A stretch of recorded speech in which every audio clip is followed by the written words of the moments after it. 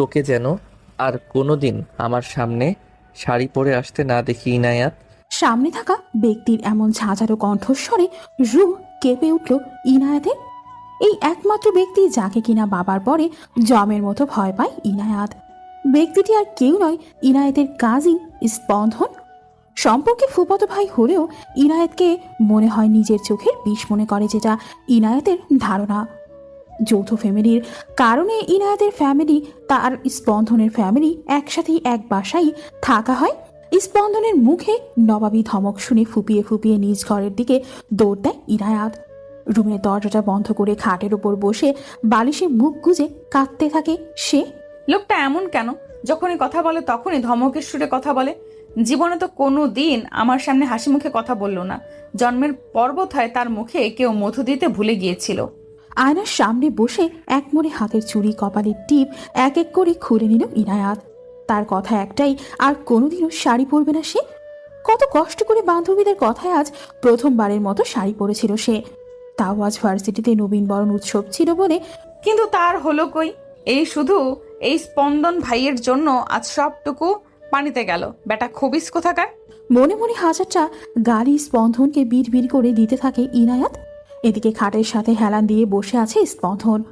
মাথার চুলগুলো পেছনের দিকে টেনে মাথা নিচু করে বসে আছে। কিছু একটা বিড় করে বলছে সে। কতদিন আর কতদিন এভাবে নিজেকে ওর কাছ থেকে গুটিয়ে রাখবো? নিজেকে যে সামলানো বড় কষ্ট হয়ে যাচ্ছে। ড্রয়ার থেকে একটা ছবির ফ্রেম বের করে স্পন্দন। ছবিটার একটা মেয়ের ছবি, যে কিনা আনমনে বসে আছে আকাশ পানে চেয়ে। চুলগুলো কিছুটা এলোমেলো। ছবিটায় হাত বোলাতে বোলাতে এক সময় বুকের সাথে জড়িয়ে ধরে সে। তারপর বাহিরের দিকে চেয়ে বলতে থাকে, কবে বলবো তোমায় আমার মনের জমানো সেসব কথা? কবে বুঝবি আমায়?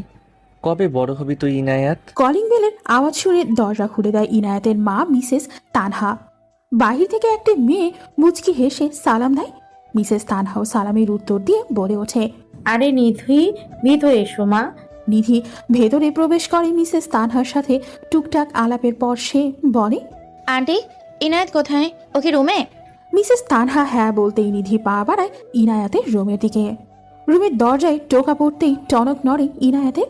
বিছানা থেকে উঠে দরজা খুলতেই কেউ মাথায় চাটি মারে তার। খেয়াল করতেই দেখে নিধি রাগান্বিত চোখে দাঁড়িয়ে আছে। ইনায়াতকে দেখে ভ্রু কুঁচকে যায় আপনা আপনি নিধির। এবার সে একটু জোরেই ধমক দেয় ইনায়াতকে, বলে, কিরে, তোর আর তোর রুমের এই অবস্থা কেন? খেয়াল আছে কয়টা বাজে? আজকে নবীন বরণ উৎসব আর তুই এখনো রেডি হসনি? নবাব জাতি কোথাকার? ইনায়াত মুখ ফুলিয়ে অন্যদিকে তাকিয়ে রইল। ওই স্পন্দন ভাইয়ের জন্যই তো আমার সব রেডি হওয়া শেষ হয়ে গেল। বেটা শয়তান। ইনায়াতকে এভাবে বিড় করতে দেখে তার দিকে এগিয়ে গেল নিধি। কাঁধে ঝাঁকুনি দিতেই ধ্যান ভেঙে যায় ইনায়াতের। সে খেয়াল করে নিধি তার দিকে ভ্রু কুঁচকে তাকিয়ে আছে। এভাবে তাকাতে দেখে ইনায়াত কিছুক্ষণ পর দাঁত বের করে হেসে দেয়, যা দেখে নিধিও পাগলি বলে আলমারির কাছে চলে গেল। আলমারি খুলে একটা গাঢ় সবুজ রঙের চুড়িদার বের করে ইনায়াতের সামনে ধরে। তারপর তীক্ষ্ণ চোখে বলে, জাস্ট 5 মিনিট দিলাম তোকে, যা রেডি হয়ে আয়, তোর অবস্থা আরো খারাপ করে দিব আমি। ইনায়াতও মুখ ভেঙচি কেটে চলে যায়। ভার্সিটি প্রাঙ্গণে সুবিশাল স্টেজ সাজানো হয়েছে। তাছাড়া চারপাশেও রয়েছে নানা ধরনের কারুকাজ। নবীন বরণ উৎসবের কারণে ভার্সিটির সব স্টুডেন্ট একসাথে উপস্থিত হয়েছে। ইনায়েত এবার অনার্সের 2য় বর্ষের ছাত্রী, আর নিধি হলো ইনায়েতের একমাত্র বেস্ট ফ্রেন্ড। এক কথায় বোনের মতো। ভার্সিটি প্রাঙ্গণের থেকে ঠিক পশ্চিম প্রান্তে বিশাল এক কদম ফুলের গাছ। গাছটার নিচে বসার জন্য আসনও রয়েছে গুটি কয়েক। প্রায় স্টুডেন্টদের আড্ডা কেন্দ্র হওয়ায় এই জায়গা কদমতলা নামে বেশ পরিচিত। ইনায়াত আর নিধিও বর্তমানে সেই জায়গাটাতেই আছে। ইনায়াতের এবার বেশ রাগ লাগছে। নিধি ওকে দাঁড় করিয়ে আরামসে ফটোশ্যুট করা শুরু করেছে, তাও গত 1 ঘন্টা যাবৎ। এবার ইনায়াত কিছু একটা বলতে যাবে, তার আগে নিধি এক প্রকার চিল্লিয়ে ওঠে, স্পন্দন! নামটা শুনেই পেছনে ফিরে তাকায় ইনায়াত। বাইকের হেলমেট খুলে লুকিং গ্লাসে তাকিয়ে চুলগুলো হাত দিয়ে ঠিক করে নিচ্ছে স্পন্দন। ব্ল্যাক কালার পাঞ্জাবি, হোয়াইট পাজামা, হাতে ম্যাচিং ওয়াচ আর চোখে সানগ্লাস। ব্যাস, সকল মেয়েদের হার্টবিট মিস করানোর জন্য এতটুকুই যথেষ্ট। স্পন্দন পুরো নাম স্পন্দন চৌধুরী। বাবা মায়ের একমাত্র আদরের সন্তান। অনার্সের ফাইনাল ইয়ার অর্থাৎ 4র্থ বর্ষের ছাত্র সে। আর ভার্সিটির প্রায় সকল মেয়েদের ক্রাশ। বাইক পার্কিং করে নিজের বন্ধু ভবনের সাথে যোগ দেয় স্পন্দন। এদিকে ইনায়াতের অজান্তেই একজোড়া মায়াভরা দৃষ্টি ছুঁয়ে গিয়েছে তাকে, তা সে হয়তো জানেও না। নিধির দিকে চোখ গরম করে তাকাতেই বেচারি ভয়ে মিলিয়ে যায়। মনে মনে বলতে থাকে, এই লোকের সমস্যা কি? নিজে একদম ড্যাশিং হয়ে সেজে এসেছে, আর আমাকে আমাকে শাড়িটা পর্যন্ত পরতে দিল না। আর এই মেয়েগুলো লুচু এক একটা, কিভাবে চোখ দিয়ে গিলে খাচ্ছে। পরপর কয়েকবার গালি দিয়ে শান্ত হলো ইনায়াত। রাতের নিস্তব্ধ প্রহরে গিটারের টুংটাং শব্দ আর কারো গলার ঘোর লাগানো সুর ভেসে আসছে বারান্দা বরাবর। চোখের মধ্যে ঘুম ভাব থাকলেও মস্তিষ্ক জানান দিচ্ছে সেই প্রিয় চেনা সুরে। এক পর্যায়ে ঘুম ভেঙে যায় ইনায়াতের। ঢুলু ঢুলু চোখে পা বাড়ায় ব্যালকনির দিকে। কাছে আসার পর যেন অজানা ঘোরের অতরে হারিয়ে যাচ্ছে ক্রমশ ইনায়াত। স্বপ্নের বালুকায় কেউ কি পালুকায়, যদি না সে ভেজা দিন, ইচ্ছের হিমালয় হয় না কবু ক্ষয়, হৃদয়ে থাকে অমলিন। কিছু স্বপ্ন কিছু ইচ্ছে এই আমায় টেনে নিচ্ছে তোমার কাছে বারবার। কেউ না জানুক আমি তো জানি তুমি আমার, কেউ না জানুক তুমি তো জানো তুমি আমার। স্পন্দনের ঘোর লাগানো কণ্ঠে গানটা শুনে ইনায়েতের চোখ যেন পূর্বের থেকেও এক প্রশান্তির ঘুম এসে তাড়া দিচ্ছে।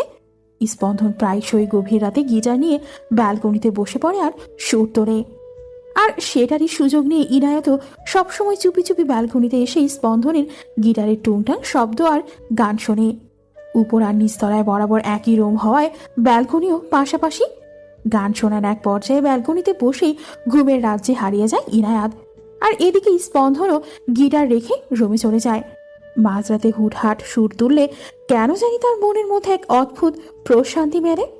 সকালের মিষ্টি রোদ চোখে পড়তেই ভ্রুকুটি আপনা আপনি কুঁচকে যায় ইনায়াতের। চোখ খুলতেই নিজেকে আবিষ্কার করে বারান্দায়। কাল রাতের কথা মনে পড়তেই আনমনে হেসে দেয় সে। দেয়াল ঘড়ির দিকে খেয়াল করতেই দেখে ঘড়িতে 8টা বাজে সকাল। রাতে দেরি করে ঘুমানোর জন্য বেশ দেরি করেই ঘুম ভেঙেছে ইনায়াতের। ফ্রেশ হয়ে ভার্সিটির জন্য রেডি হয়ে নেয় ইনায়াত। ব্রেকফাস্টের জন্য ডাইনিং রুমে যেতেই দেখে টেবিলে বসে আয়েশ করে ব্রেকফাস্ট করছে স্পন্দন। আর ইনায়াতের মা মিসেস তানহাও সাদরে খাবার বেড়ে দিচ্ছে স্পন্দনের পাতে। মাঝে মাঝে ভেবে পায় না ইনায়াত নিজের ঘর থাকতে এ বাসায় এসে পড়ে থাকার কারণ। এদিকে ইনায়াতের দিকে চোখ যেতেই বারবার তাকে খুঁটিয়ে খুঁটিয়ে দেখে স্পন্দন। পরনে পার্পেল রঙের লং কুর্তি, স্বচ্ছ সাদা রঙের হিজাব প্যাঁচানো, সাথে কালো কাজল আর ঠোঁটের কোণে কালচে একটা তিল। ব্যাস, স্পন্দনকে ঘায়াল করার জন্য এতটুকুই যথেষ্ট। চেয়ার টেনে টেবিলে বসতেই মিসেস তানহা বলে ওঠে, ঘুম থেকে উঠেছিস তাহলে? নে তাড়াতাড়ি খেয়ে নে। আর শোন, আজকে এক কাজ কর, তুই স্পন্দনের সাথে ভার্সিটি চলে যা। এতক্ষণ আনমনে বসে পাউরুটি চিবাচ্ছিল ইনায়াত। মায়ের কথা শুনে শুকনো ঢোক গিরে সে মনে মনে বলে, স্পন্দন ভাইয়ের সাথে যাওয়া আর আজরাইলের সাথে যাওয়া এক কথা, ব্যাটা খবিস কোথাকার। কিছুটা আমতা আমতা করতেই স্পন্দন বলে ওঠে, তাড়াতাড়ি খেয়ে নাও, আমি বাহিরে আছি। স্পন্দনের বলা গম্ভীর কণ্ঠ শুনে মনে মনে দোয়াদুরুদ পড়তে থাকে আর নাস্তা করে নেয় ইনায়াত। বাহিরে আসতেই দেখে স্পন্দন বাইকের সাথে হেলান দিয়ে দাঁড়িয়ে আছে। ইনায়াতকে দেখে চোখের ইশারায় ডাকতেই সেও চলে যায়। বাইকের হেলমেট পরে স্টার্ট দিতেই ছুটে চলে দুজন ভার্সিটির উদ্দেশ্যে। বৃষ্টি শেষে এক শীতলতার পরশ মাখা সকালে বাহিরের পরিবেশটাও বেশ ঠান্ডা হয়ে উঠেছে। বাইকে থাকার কারণে শোষ বাতাস যেন শরীরে আসতে পড়ছে বারবার। আর সেটা খুব তৃপ্তির সাথে উপভোগ করছে ইনায়াত। সে যে বর্তমানে স্পন্দনের সাথে রয়েছে সেদিকে কোনো খেয়াল নেই তার। সে তো প্রকৃতি নিয়ে মত্ত। বাইকটি ব্রেক কষতেই হুঁশ ফিরে ইনায়াতের। খেয়াল করে দেখে তারা ভার্সিটিতে পৌঁছে গিয়েছে। এতক্ষণ খেয়াল না করলে ও এবার স্পন্দনের দিকে নজর পড়ে ইনায়াতের। পরনে ব্ল্যাক জিন্স, ডার্ক ব্লু রঙের শার্ট, শার্টের হাতাটা কোনি পর্যন্ত ফোল্ড করা, আর ব্ল্যাক ওয়াচ। সব মিলিয়ে যেন অসাধারণ। কারো হাতের তুড়ি বাজানোর শব্দ কানে আসতেই ভাবনার সুতো কেটে যায় ইনায়াতের। চেয়ে দেখে স্পন্দন তার দিকে ভ্রু কুচকে তাকিয়ে আছে, যা দেখে নিজেরই লজ্জা লাগে তার। কিছু বলার পূর্বেই পেছন থেকে নিধির কণ্ঠস্বর শুনে ঘুরে তাকায় ইনায়াত। তাকিয়ে দেখে নিধি দাঁড়িয়ে আছে এবং হাতের ইশারায় তাকে ডাকছে। তাই আর কথা না বাড়িয়ে স্পন্দনকে উদ্দেশ্য করে শুধু যাচ্ছি বলে নেয় ইনায়াত। আর স্পন্দন বিনিময়ে একটা মুচকি হাসি দেয়। ইনায়াত যেতেই পেছন থেকে কেউ স্পন্দনের কাঁধে হাত রাখে। পেছন দিকে নজর দিতে স্পন্দনের মেজাজ বিগড়ে যায়, কেননা তার ঠিক সামনে দাঁড়িয়ে আছে হৃদিতা, তার ব্যাচেরই ক্লাসমেট। তবে স্পন্দন হৃদিতাকে একদম সহ্য করতে পারে না তার বিহেভিয়ারের জন্য। সব সময় গায়ে পড়ে থাকে, আর হৃদিতার ন্যাকা ন্যাকা কথা শুনে আরো রাগ লাগে স্পন্দনের। বোঝে না সে এত অপমান করার পরেও কিভাবে একটা মেয়ে তার পেছনে পড়ে থাকে। চোখ গরম করে তাকাতেই হৃদিতা হাত নামিয়ে নেয়, তারপর বলে, হে স্পন্দন, কখন এলে তুমি? জানো আমি তোমাকে কত মিস করেছি। I am very happy. I miss you Spandan. Spandan এবার বেশ বিরক্ত বোধ করছে। সে হৃদিতাকে উদ্দেশ্য করে চলে যেতে নেয়, তখনই পেছন থেকে হৃদিতা বলে ওঠে, আরে স্পন্দন, কোথায় যাচ্ছ? আর তোমার সাথে একটু আগে যে মেয়েটাকে দেখলাম, সে কে? এমন ক্লোজলি দাঁড়িয়ে কি কথা বলছিলে? দেখতে তো মেয়েটা পুরাই গেও। এই কথা শুনে স্পন্দনের মাথায় ধপ করে আগুন জ্বলে উঠল। কর্কশ শব্দে হৃদিতাকে উদ্দেশ্য করে বলে ওঠে, don't dare Ridita, enough is enough. তোমার সাহস হয় কি করে ইনায়াতকে গেও মেয়ে বলার? এতদিন কিছু বলিনি তাই ভেবো না মাথায় চড়ে বসেছ। এভরিথিং হ্যাজ এ লিমিট, আর তুমি তোমার লিমিট ক্রস করে যাচ্ছ।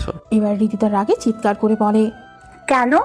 ওই মেয়ে কে হয় তোমার, যে তোমাকে ওই ইডিয়ট মেয়ের জন্য এত কথা শোনাচ্ছ? Who the hell is she? Spandan এবার না পেরে ঠাস করে একটা থাপ্পড় বসিয়ে দেয় হৃদিতার গানে। ভার্সিটির সবাই যেন অবাক দৃষ্টিতে তাকিয়েছে স্পন্দন আর হৃদিতার দিকে। স্পন্দন গর্জে উঠে বলে, জাস্ট শাট আপ রিদিতা, অনেক হয়েছে। আর না, you want to know who is she, right? Now listen, she is love. Yes, I love her. সবাই অবাক হয়ে আছে, কেননা যে স্পন্দন কিনা আজ পর্যন্ত কোনো মেয়ের সাথে ভালো করে কথা বলেনি, যে কিনা সবার ক্রাশ, সে একজনকে ভালোবাসে। হৃদিতার গাল বেয়ে টপ টপ করে পানি পড়ছে। তবে সে যে হিংস্র হয়ে উঠছে মনে মনে তা অজানা। ওখান থেকে রাগে গজগজ করতে করতে চলে আসে সে। হাতে থাকা ফোনটা মেঝেতে ছুঁড়ে মারতেই তা খণ্ড খণ্ড হয়ে যায়। রাগে ফুঁসতে ফুঁসতে বলে, ওই লো ক্লাস মেয়ের জন্য আমাকে অপমান করলে, তাই না স্পন্দন? আমার মধ্যে কি নেই যা ওর মধ্যে রয়েছে? ভালোবাসা? হ্যাঁ, ভালোবাসা মাই ফুট। গুড়িয়ে দেবো আমি ওই ভালোবাসা মিস্টার স্পন্দন। আর ইয়ানাত, সে তো বুঝতেও পারবে না তার সাথে কি হতে চলেছে। Just wait and watch. এসব বলেই ভার্সিটি প্রস্থান করে হৃদিতা। ওদিকে ইনায়েতের ক্লাস চলছে। মনোবিজ্ঞান বিভাগের টিচার ক্লাস দিচ্ছেন আর টপিক বোঝাচ্ছেন, কিন্তু তাতেও যেন কোনো হেলদোল নেই ইনায়েতের। সবচেয়ে বিরক্তকর ক্লাস হলো তার কাছে এটা। পড়াশোনায় একদম ভালো না, একদম খারাপও না, মোটামুটি ধরনের স্টুডেন্ট সে। চোখে ঘুম ঘুম ভাব এসে জড়ো হতেই পাশ থেকে নিধি কলমের খোঁচা দেয় ইনায়াতকে। বিরক্তিকর চেহারা নিয়ে তাকাতেই নিধি ফিস ফিস করে বলে ওঠে, আরে দোস্ত, ঘুমিয়ে পড়িস না। এই টাকলা বেটা যদি তোকে ঘুমাতে দেখে নির্ঘাত ক্লাস থেকে বের করে দিবে, সাথে কথা বলার অপরাধে আমাকেও বের করে দিবে। নিধির এমন কথায় না হেসে পারে না ইনায়াত। তখনই ক্লাসে দৌড়াতে দৌড়াতে আসে বাঁধন। বাঁধন হলো ইনায়াতের আর নিধির ফ্রেন্ড। বাঁধন হাঁপাতে হাঁপাতে বলে, may I come in sir? এতক্ষণ স্যার ক্লাসে টপিকস বোঝাচ্ছিলেন। কারোর আগে পেছনে ফিরতেই দেখে বাঁধন দাঁড়িয়ে আছে। চশমাটা একটু ঠিক করে বলে উঠলেন, বাঁধন মিয়া, আপনি? আরে আমি তো অমাবস্যার রাতে পূর্ণিমার চাঁদ দেখতে পাচ্ছি। আমি কি একাই দেখছি নাকি বাকি সবাইও তাই দেখছো? সাথে সাথে ক্লাসে হাসির রোল পড়ে যায়। কেননা বাঁধন একদিন আসে তো আবার 1 মাস ভার্সিটিতে আসে না, যার কারণে তাকে নিয়ে বেশি সমালোচনা হয়ে থাকে। বাঁধন মুখটা কাচুমাচে করে দাঁড়িয়ে আছে। একটু পর স্যার বলে কামিন, সাথে সাথে সেই ক্লাসে প্রবেশ করে। আর ইনায়াত নিধির ঠিক সামনের সিটটায় গিয়ে বসে। যথারীতি সময়ে ক্লাস শেষ হবার পর বাঁধন ইনায়াতকে ডাক দেয়, আরে জানিস আজ ভার্সিটিতে কি হয়েছে? আজ আমাদের সিনিয়র ব্যাচের সব মেয়েদের ক্রাশ আজকে রিদিতাকে চড় মেরেছে। কথাটা শুনতে দেরি, কিন্তু বুঝতে দেরি হলো না ইনায়াতের যে এ আর কেউ নয় স্পন্দন। বাঁধনের মুখে সব ঘটনা শুনে অবাক হয়ে যায় ইনায়াত। কেননা তার মতে স্পন্দন কোনো মেয়ের দিকে ভালো করে তাকায়ও না, আর সে নাকি হৃদিতাকে চড় মেরেছে। ক্লাস শেষে ক্যান্টিনে বসে আড্ডায় ব্যস্ত থাকে সবাই, আর সেখানে ইনায়াত আর নিধিও কম নয়। আড্ডার এক পর্যায়ে সেখানে উপস্থিত হয় স্পন্দন, সাথে তার ব্যাচও। নিধি গল্পের এক পর্যায়ে থমকে যায়, চোখ দুটো যেন স্থির হয়ে আছে কোনো এক প্রান্তে। ইনায়াত বসে বসে কফি খাচ্ছিল। নিধির দিকে চোখ পড়তে এসে দেখে আনমনে বসে এক দৃষ্টিতে কোনো কিছুর দিকে তাকিয়ে আছে সে। নিধিকে অনুসরণ করে পাশে তাকাতেই পাশের টেবিলে বসা রয়েছে স্পন্দন আর তার ফ্রেন্ড আয়ান। নিধিকে হালকা খোঁচা দিতেই বাস্তবে ফিরে আসে সে। কিছু জিজ্ঞেস করবে তার আগেই নিধি ইনায়াতকে বলে, সরি ইনো, আমার একটা কাজ মনে পড়ে গেল, আমাকে যেতে হবে। এইটুকু বলেই নিধি চলে যায় আর ইনায়াত ভাবতে থাকে। কি হলো মেয়েটার? রাস্তায় আনমনে হেঁটে চলেছে নিধি। মাথার ভেতর শুধু একটাই চেহারা বারবার ঘুরপাক খাচ্ছে। সে বারংবার ভেবে চলেছে একটা কথা। সে এখানে কিভাবে এলো, কেন এলো? এতটা বছর নিজেকে সামলে নিয়েছি আমি, তবে আজ কেন আবার হলো এমনটা? এসব ভাবতে ভাবতে কখন যে মেইন রোডের মাঝ বরাবর এসে পড়েছে তার কোনো মাথা ব্যথা নেই। কোনো গাড়ির হর্ন কানে আসতেই পেছনে তাকিয়ে দেখে একটা বড় মাইক্রোবাস তার দিকেই ছুটে আসছে। কোনো কিছু ভাবার আগেই পাশ থেকে কেউ নিধির বাহুদয় ধরে টান দেয়। সাথে সাথে চিৎকার করে চোখ বুঝে ফেলে। এই বুঝি জীবন শেষ। অনেকক্ষণ পর পিট পিট করে তাকায় নিধি। কারো বাহুর মাঝে আষ্টে পৃষ্ঠে রয়েছে তা ভালোই বুঝেছে সে।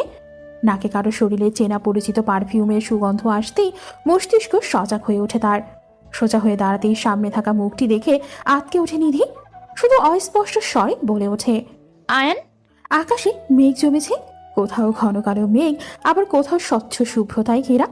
কখনো যে মেঘ ভেদ করে টুপ করে বৃষ্টি নেমে যায় তা বোঝা বড় দায়। ভার্সিটি প্রাঙ্গণে পাশাপাশি হেঁটে চলেছে স্পন্দন আর ইনায়াত। পাশের মৃদু হাওয়া এসে বারবার ছুঁয়ে দিচ্ছে তাদের। স্পন্দন আর চোখে ইনায়াতের দিকে তাকাচ্ছে, আর ইনায়াত আনমনে হাঁটছে আর মৃদু কণ্ঠে সুর তোলে।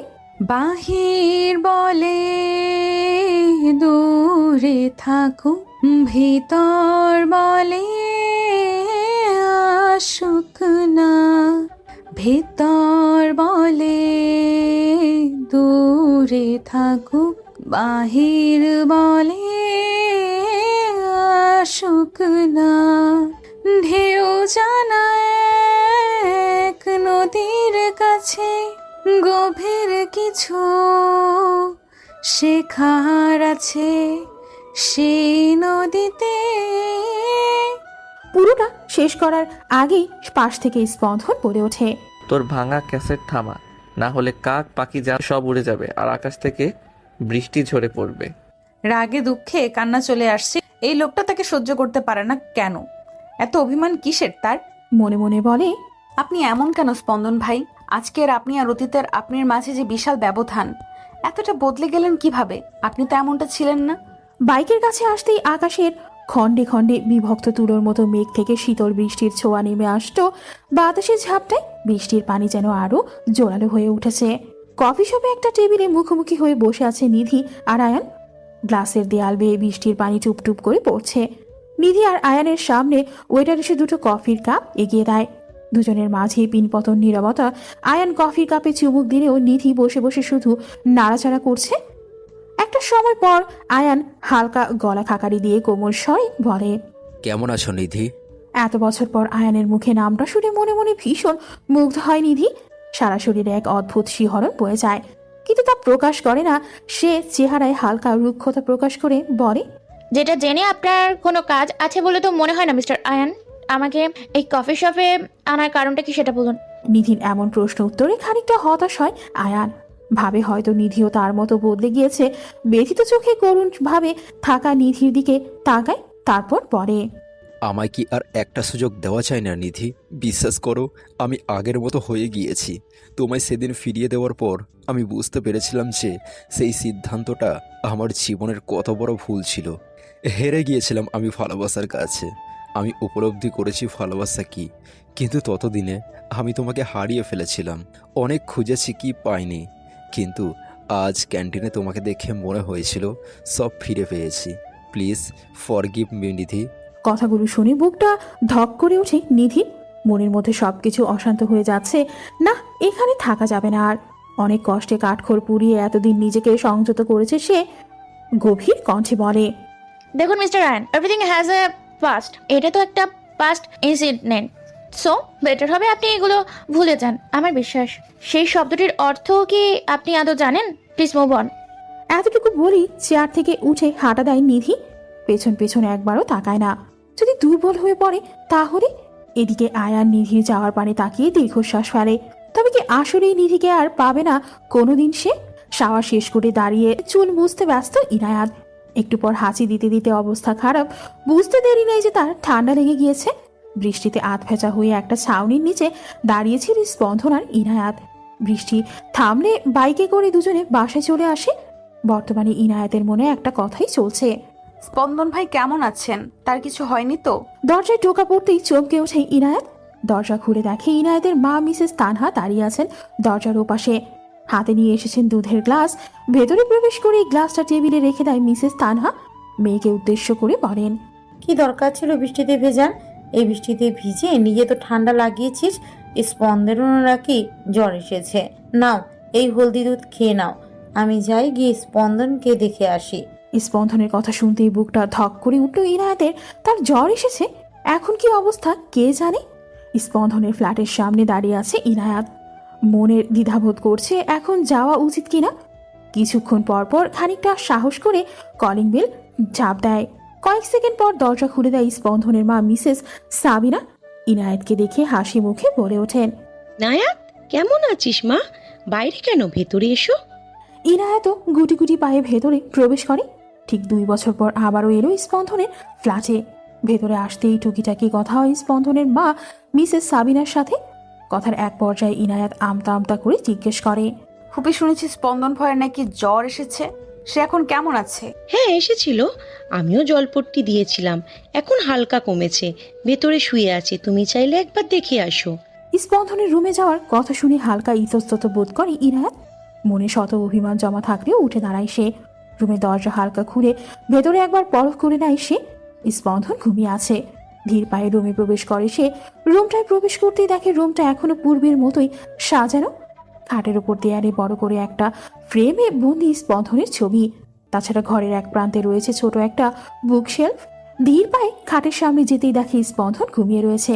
জ্বরের কারণে চোখ মুখ শুকিয়ে গেলেও তাতে যেন অদ্ভুত আকর্ষণীয় লাগছে। কপালে চুলগুলো এলোমেলো ভাবে পড়ে রয়েছে। আস্তে আস্তে এক হাতে স্পন্দনের কপালে রাখে ইনায়াত। কিছুটা নড়ে উঠলেই কিঞ্চিত ভয় পেয়ে যায় সে। খেয়াল করে স্পন্দন কিছু একটা বিড়বিড় করে বলছে। আলতো করে কানটা সামনে এগোতেই যা শোনে তাতে অবাকের চরম পর্যায়ে পৌঁছে যায় ইনায়াত। বাকরুদ্ধ হয়ে ঠায় দাঁড়িয়ে আছে ইনায়াত। কি শুনল সে? এটা কি আদৌ সত্যি? ভালোবাসি ইনায়াত, প্লিজ আমাকে ছেড়ে যাস না, তুই শুধু আমার। ঘুমের ঘরে স্পন্দনের বলা কথাগুলো শুনে ইনায়াত এক মুহূর্তের জন্য থমকে যায়। মনে মনে বলে, না না, এ হতে পারে না। আমি কি ভুল শুনছি? স্পন্দন ভাই হয়তো জ্বরের কারণে এসব উদ্ভট কথাবার্তা বলছেন, এছাড়া আর কিছুই হবে না। স্পন্দনের বলা কথাগুলো তাকে ভাবানেও তা নিয়ে বেশি মাথা ঘামায় না ইনায়াত। দাবার গুটি নিয়ে খুব মনোযোগ সহকারে কিছু একটা ভাবছে কেউ। বেশ কিছুক্ষণ পর বিপরীত দলের রাজার গুটিটা নিজ আয়ত্তে আনতেই মুখে বাঁকা হাসি ফুটে ওঠে তার। গেম ওভার মিস্টার স্পন্দন, এই গুটিটার মতো তুমি হেরে যাবে।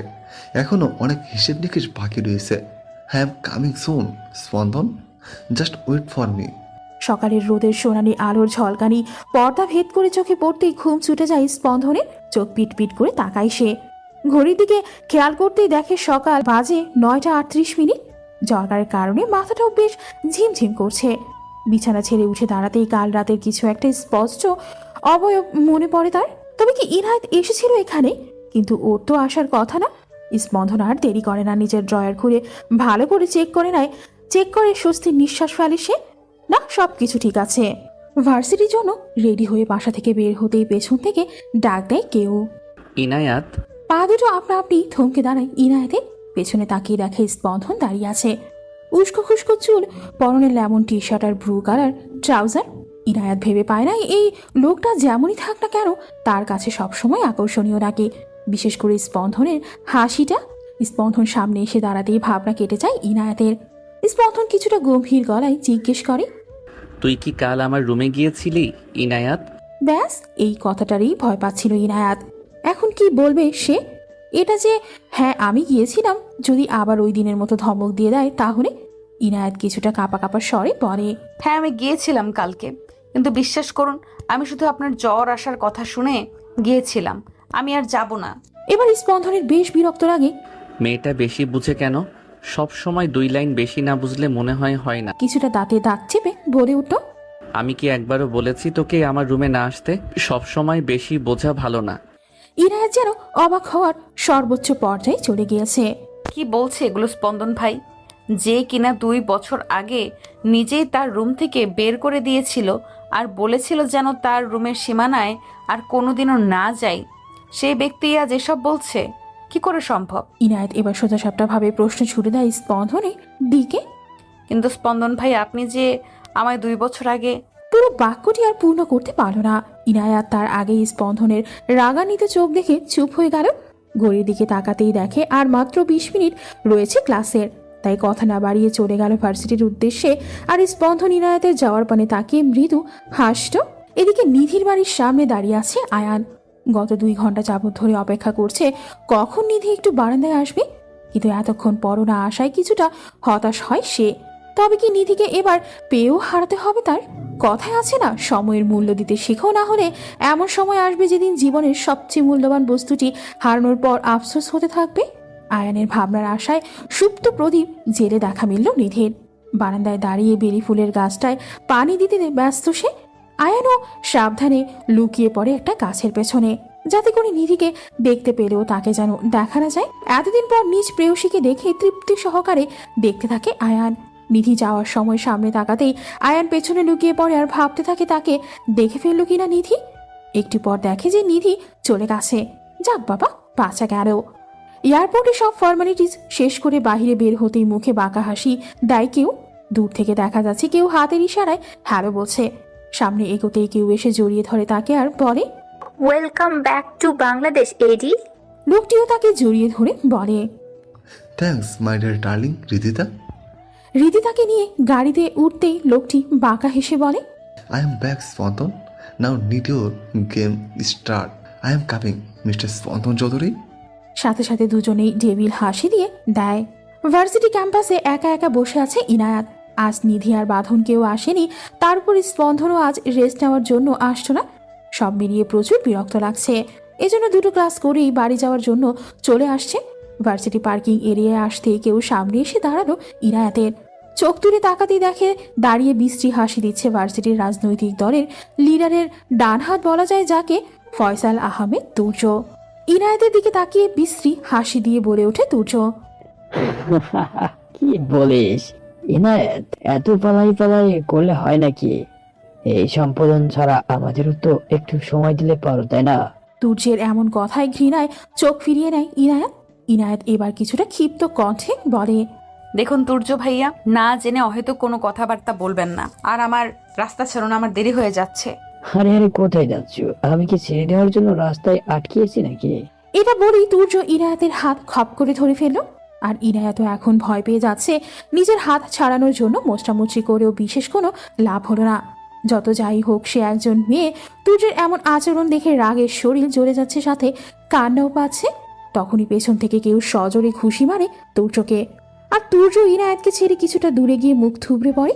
ইনায়েত পাশে তাকাতেই দেখে একজন সুদর্শন যুবক। পোশাক ও ফর্মালিটি দেখে মনে হচ্ছে ভার্সিটির নিউ কোনো প্রফেসর। লোকটিকে দেখা মাত্রই তুর্য কোনো মতে উঠে দৌড় পালালো। যে ব্যাপারটা ইনায়েতের কাছে খটকা লাগলো। তুর্য যেতেই লোকটি ইনায়েতকে উদ্দেশ্য করে বলে, are you fine miss? Inayat মাথা নেড়ে হ্যাঁ বোঝাতেই লোকটি ইনায়েতের দিকে হাত এগিয়ে দেয় আর বলে, হেই, আই এম আব্দুল জোহের, এই ভার্সিটির নিউ প্রফেসর। ইনায়েতের ধারণাটি তাহলে সঠিক। ইনায়েতও হাত বাড়িয়ে বলে, আমি ইনায়াত আহসান, এই ভার্সিটির 2য় বর্ষের ছাত্রী। স্পন্দনের ফোনে টুং করে মেসেজের শব্দ আসতেই সে ফোন নিয়ে মেসেজ অপশনে ক্লিক করে। মেসেজ অপশনে গিয়ে মেসেজ দেখতেই রাগে হাতের ফোনটা নিচে আছাড় মারে। এখন কি ছিল মেসেজটায়? বিকেলবেলার রক্তিম আভা আকাশের নীলের মাঝে মিশে গিয়ে হালকা বেগুনি রং ধারণ করেছে। ছাদের কার্নিশ ঘেঁষে দাঁড়িয়ে আকাশের দিকে তাকিয়ে আছে স্পন্দন। হাতে থাকা জ্বলন্ত সিগারেটটা শেষের দিকে প্রায়। মনে শুধু একটা কথাই বারবার আওড়াচ্ছে, আমার ভেতর কেন তোকে হারাবার ভয় ক্রমশ বাড়ছে ইনায়াত। মনে হচ্ছে তুই আমার থেকে দূরে চলে যাচ্ছিস, কিন্তু আমি এটা হতে দিব না। কেননা আমি যে তোকে স্পন্দন ভাই। পেছন থেকে কারো কণ্ঠে নিজের নাম শুনে হালকা চমকে ওঠে স্পন্দন। ইনায়াত অবিশ্বাস্য চোখে তাকিয়ে রয়েছে স্পন্দনের হাতের দিকে। ক্ষীণ কণ্ঠে স্পন্দনকে জিজ্ঞেস করে, স্পন্দন ভাই, আপনার হাতে সিগারেট কেন? স্পন্দন এবার কিছুটা ভরকে যায়, কিছুটা তুতলি বলতে থাকে, কই? আর তুই এখানে কি করছিস? স্পন্দনের এমন কথা বলার ভঙ্গি দেখে ভ্রু দুটি কুঁচকে যায় ইনায়াতের। এবার সে এগিয়ে যায় স্পন্দনের দিকে। সে তো এমন ছাইপাশ কখনো ছুঁয়েও দেখে না, তাহলে আজ এইসব কি? স্পন্দন ততক্ষণে হাতে থাকা সিগারেটটা পায়ের নিচে ফেলে পিষে ফেলেছে, কিন্তু তাতেও বিশেষ কোনো লাভ হলো না। ইনায়াত সামনে এসে দাঁড়িয়ে নাক সিটকায়। কেননা আশেপাশে সিগারেটের ধোয়ার কিছু অংশ এখনো রয়ে গেছে, যা ইনায়াতের নাকে এসে নাকে হাত দিয়ে বলে, আপনি খুব খারাপ স্পন্দন ভাই, আগে তো কখনো দেখিনি আপনাকে এসব খেতে। আমি আজই গিয়ে ফুপিকে বলে দিব। এই কথা বলেই ছাদ থেকে চলে যেতে নাই ইনায়াত। তখনই পেছন থেকে স্পন্দন ইনায়াতের হাত ধরে টান মারে। আচমকা হাতে টান পড়াই ঘুরে একদম স্পন্দনের সামনে এসে পড়ে ইনায়াত। এতটা কাছাকাছি এসে যেন নিঃশ্বাস নিতেও ভুলে গিয়েছে ইনায়াত। দুজনের মাঝেই পিনপথর নীরবতা। ইনায়াতের চোখ স্পন্দনের চোখ বরাবর। এই কেমন মাদকতা আপনার চোখে স্পন্দন ভাই? নিজের অজান্তেই বিড়বিড় করে একথা বলে ইনায়াত। স্পন্দন এবার কিছুটা ঝুঁকে যায় ইনায়াতের দিকে, ফিস ফিস করে বলে, তা কি বলবি মাকে যে আমি সিগারেট খাই, ছাইপাস খাই? স্পন্দনের এমন ফিসফিস করা আওয়াজে ইনায়াতের সারা শরীর জুড়ে এক অদ্ভুত শিহরণ বয়ে যায়। পরক্ষণে এই ভাবনা থেকে বের হতেই সরে আসে স্পন্দনের কাছ থেকে ইনায়াত। কি বলে ছিল এইসব সে? আর এই অনুভূতির নামই বা কি তাহলে? রাতের টিমটিমে আলোয় ব্যালকনিতে কফির কাপ হাতে উদাসীন হয়ে দাঁড়িয়ে আছে নিধি। দৃষ্টি তার বাহিরের দিকে, কিন্তু মনের ভেতর চলছে হাজারো চিন্তা ভাবনা।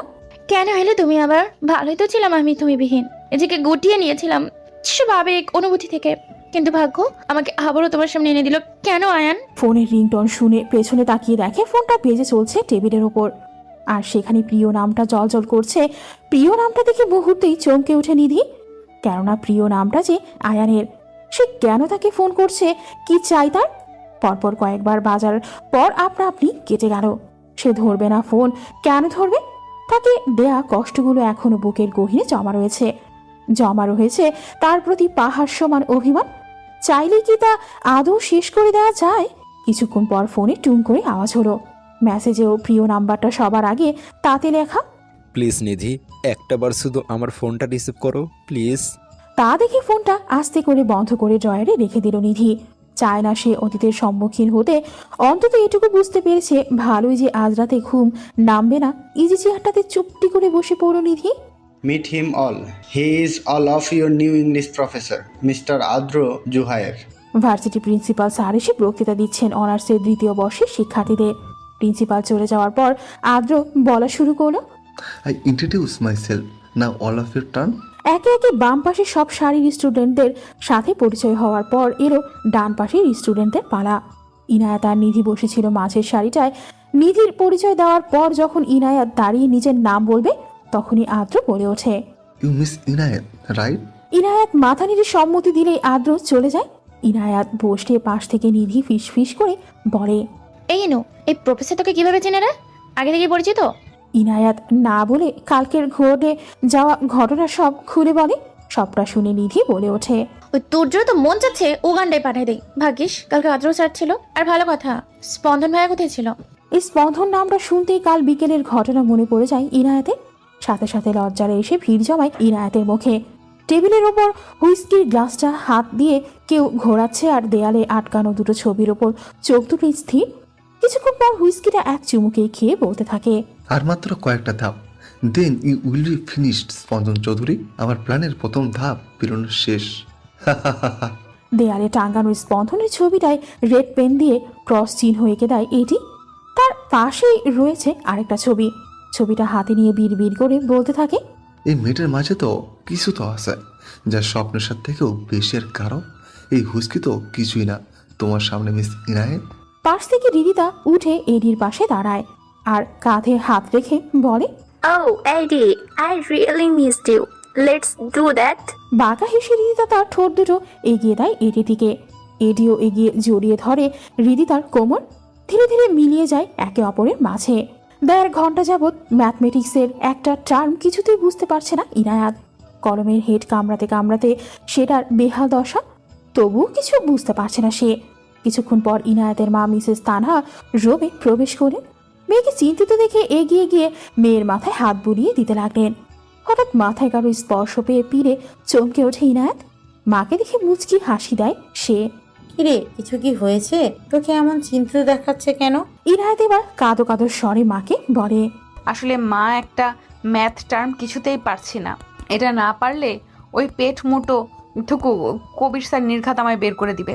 মেয়ের এমন কথায় হেসে দেন মিসেস তানহা, আর সেটা দেখে ইনায়াত মুখ ফুরিয়ে দেয়। সমস্যা কি তাহলে? স্পন্দনের কাছে যা, ওর কাছে হেল্প নে।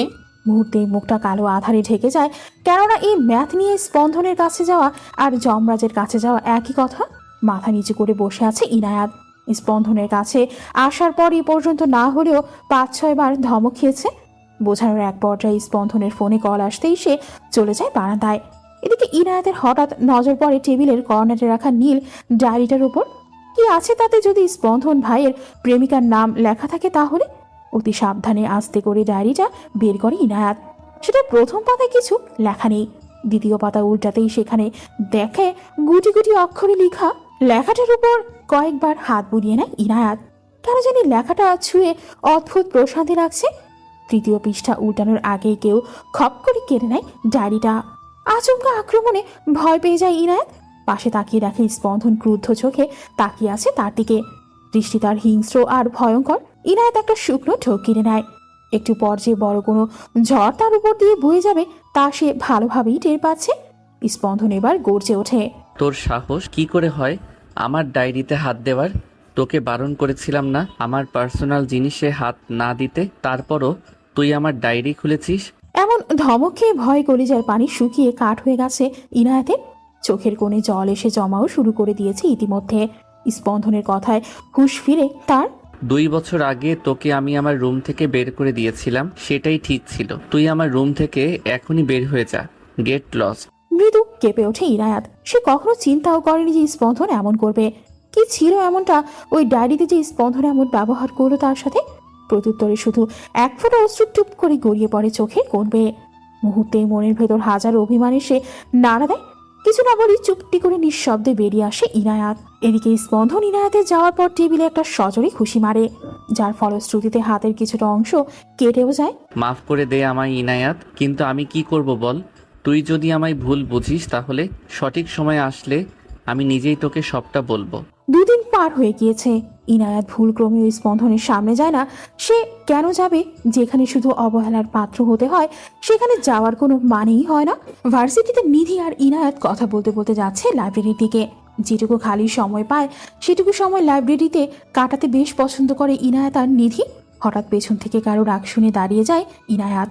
পেছনে ফিরে মুচকি হেসে বলে, আরে আয়ান ভাইয়া, আপনি কেমন আছেন?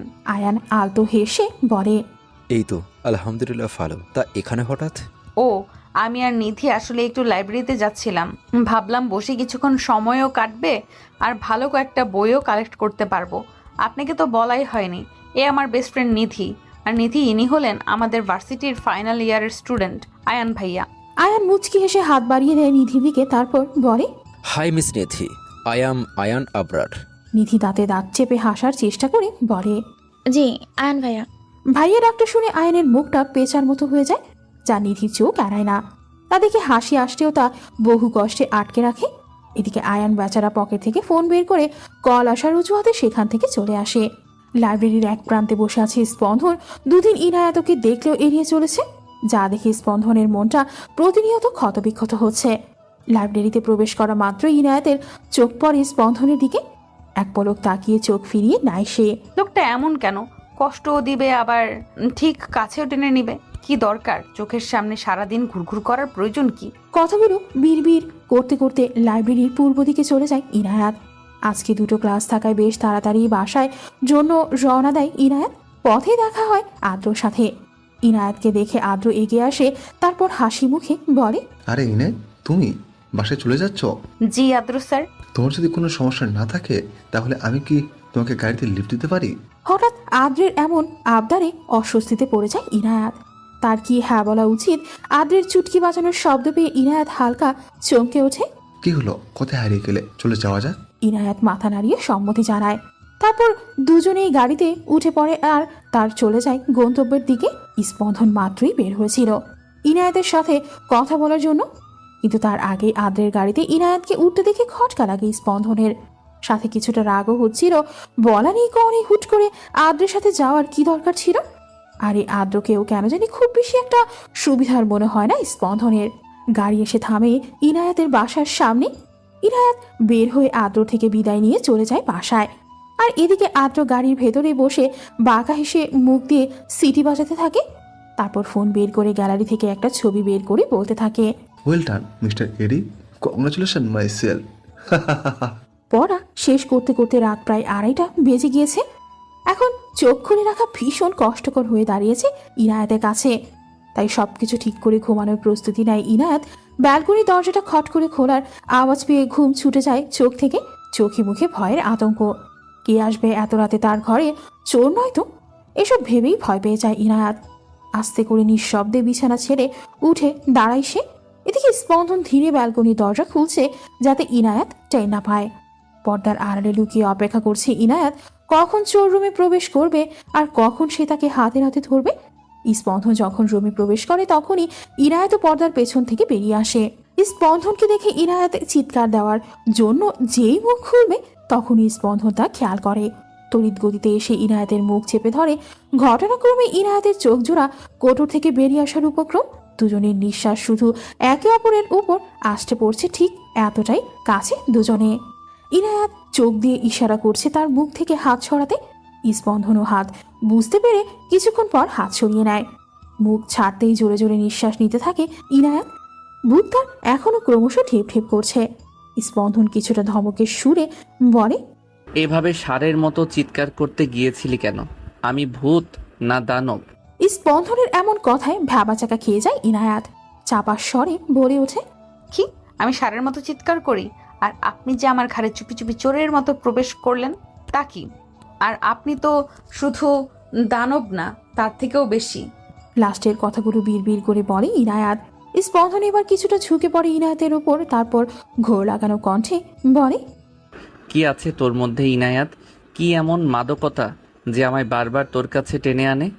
স্পন্দনের এমন কথায় গোল গোল চোখ করে তাকিয়ে থাকে ইনায়াত। কিছুটা তার মাথায় ঢুকছে না, কি বলছে এসব সে, নাকি আবারও ওসব ছাইপাশ গিরেছে। হঠাৎ স্পন্দনের হুঁশ ফিরতেই সে থমকে দাঁড়ায়। কি করতে যাচ্ছিল সে? না না, ইনায়াতকে এখনই সবটা জানতে দেয়া যাবে না। গলা খাকারি দিয়ে সোজা হয়ে দাঁড়ায় স্পন্দন। ইনায়াত এবার স্পন্দনের দিকে চেয়ে প্রশ্ন ছুড়ে দেয়, এখন বলুন, এত রাতে আমার ঘরে আসার কারণ কি? ইনায়াতের প্রশ্নের উত্তর না দিয়ে স্পন্দন বারান্দায় চলে যায়। মিনিট দুয়েক পর আবারও আসে।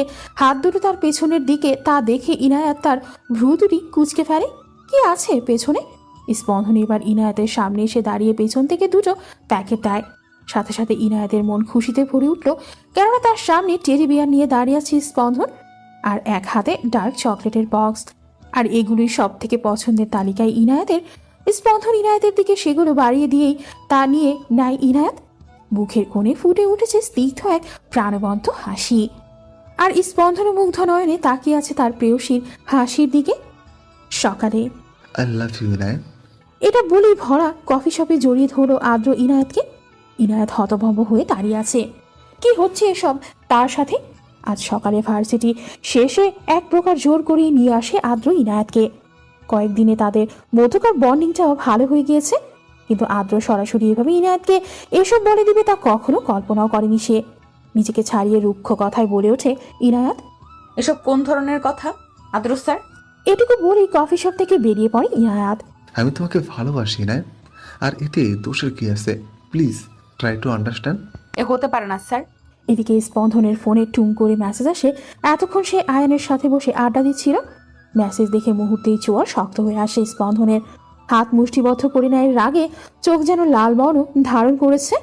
আদ্র পকেট থেকে ফোন বের করে তাচ্ছিল্য হেসে বলে ওঠে, বেচারি স্পন্দন, তোমার আর ইনায়াতের মাঝে যে প্রাচীর গড়ে উঠেছে তাকে আমি দেয়াল বানিয়ে দেব, ঠিক এতটাই গভীর যে তা বিচ্ছেদের রূপ নেবে। আর ইনায়াত, তুমি তো শুধু আমারই হবে, শুধুই আমার। এদিকে রাস্তায় হাঁটছে আর আদ্রের বলা কথাগুলো বারবার চিন্তা করছে ইনায়াত। চোখ বন্ধ করে ভালোবাসি কথাটা কল্পনা করা মাত্রই স্পন্দনের চেহারাটা ভেসে ওঠে। তৎক্ষণাৎ চোখ খুলে ফেলল ইনায়াত। একে দেখলো সে।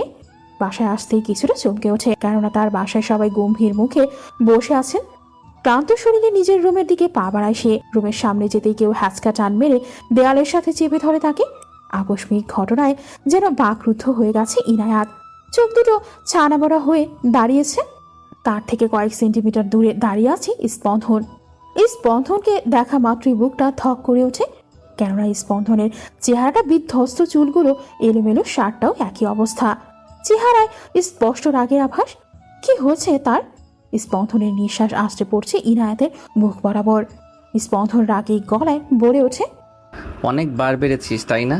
চেনা নেই জানা নেই, যার তার সাথে হ্যান্ডশেক করিস, গাড়িতে করে বাসায় আসিস, এমনকি তার সাথে কফি শপেও গিয়েছিস। ওই আদ্র তোকে জড়িয়ে ধরেছিল তাই না? আর কি যেন বলেছিল? হ্যাঁ, ও তোকে ভালোবাসে তাই না? Just wait and see. স্পন্দনের বলা কথাগুলো শুনে ভয়ের রূপ কেঁপে উঠল ইনায়াতের। সে কি করে জানলো এসব? আর স্পন্দন ইনায়াতকে ভুল বোঝেনি তো? আমি ইনায়াতকে বিয়ে করতে চাই, আর সেটা এক্ষুনি। উপস্থিত সকলের সামনে নির্বিকার ভাবে কথাটা বলল স্পন্দন। স্পন্দনের কথা সবচেয়ে বেশি যে অবাক হয় সে হলো ইনায়াত। বিয়ে? স্পন্দনের সঙ্গে তার বিয়ে? ভাবতেই কেমন যেন অদ্ভুত শিহরণ বয়ে যাচ্ছে তার শরীর বেয়ে। স্পন্দনের কথায় হুঁশ ফিরে তার। তোমাদের কি কোনো রকম আপত্তি রয়েছে এই বিয়েতে? আরে না না, আমরা তো ভীষণ খুশি। তবে স্পন্দন এভাবে হুট করে। সমস্যা নেই, আমি তা ম্যানেজ করে নেব। এর মাঝে ইনায়াত বলে ওঠে। কিন্তু আমি। তার আগেই চোখ গরম করে তাকালো স্পন্দন, সাথে সাথে চুপসে যায় ইনায়াত। স্পন্দন আসছি বলে ইনায়াতের হাত ধরে টেনে ছাদের দিকে নিয়ে যায়।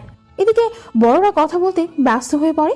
ছাদের ভেতরে প্রবেশ করতে দরজার ছিটকিনি লাগিয়ে দেয় স্পন্দন, আর ইনায়াত ভয়ে ভয়ে পেছনের দিকে যাচ্ছে।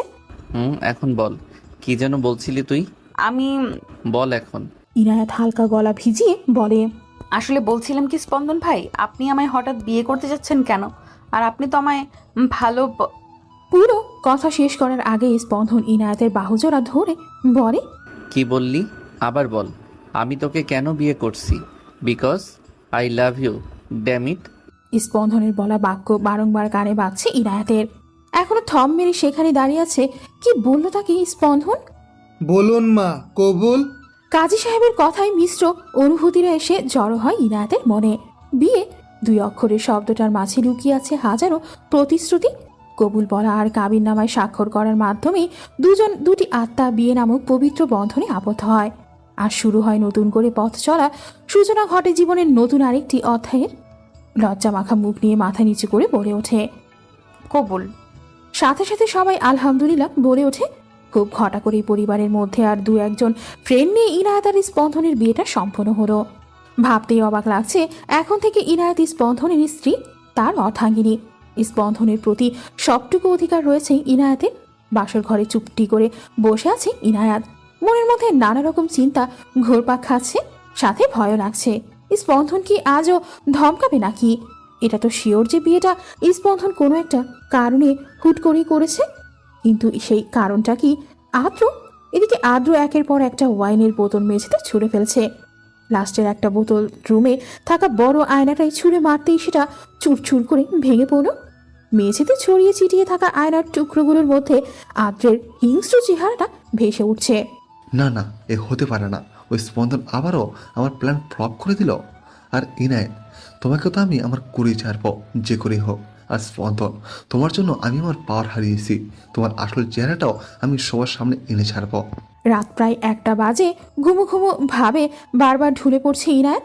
একটু পর খট করেই দরজা খোলার আওয়াজ পেতেই মস্তিষ্ক তার আপনা আপনি সজাগ হয়ে যায়। স্পন্দন রুমে প্রবেশ করে ইনায়েতের দিকে নজর যেতেই ভ্রুকুটি কুঁচকে নেয়।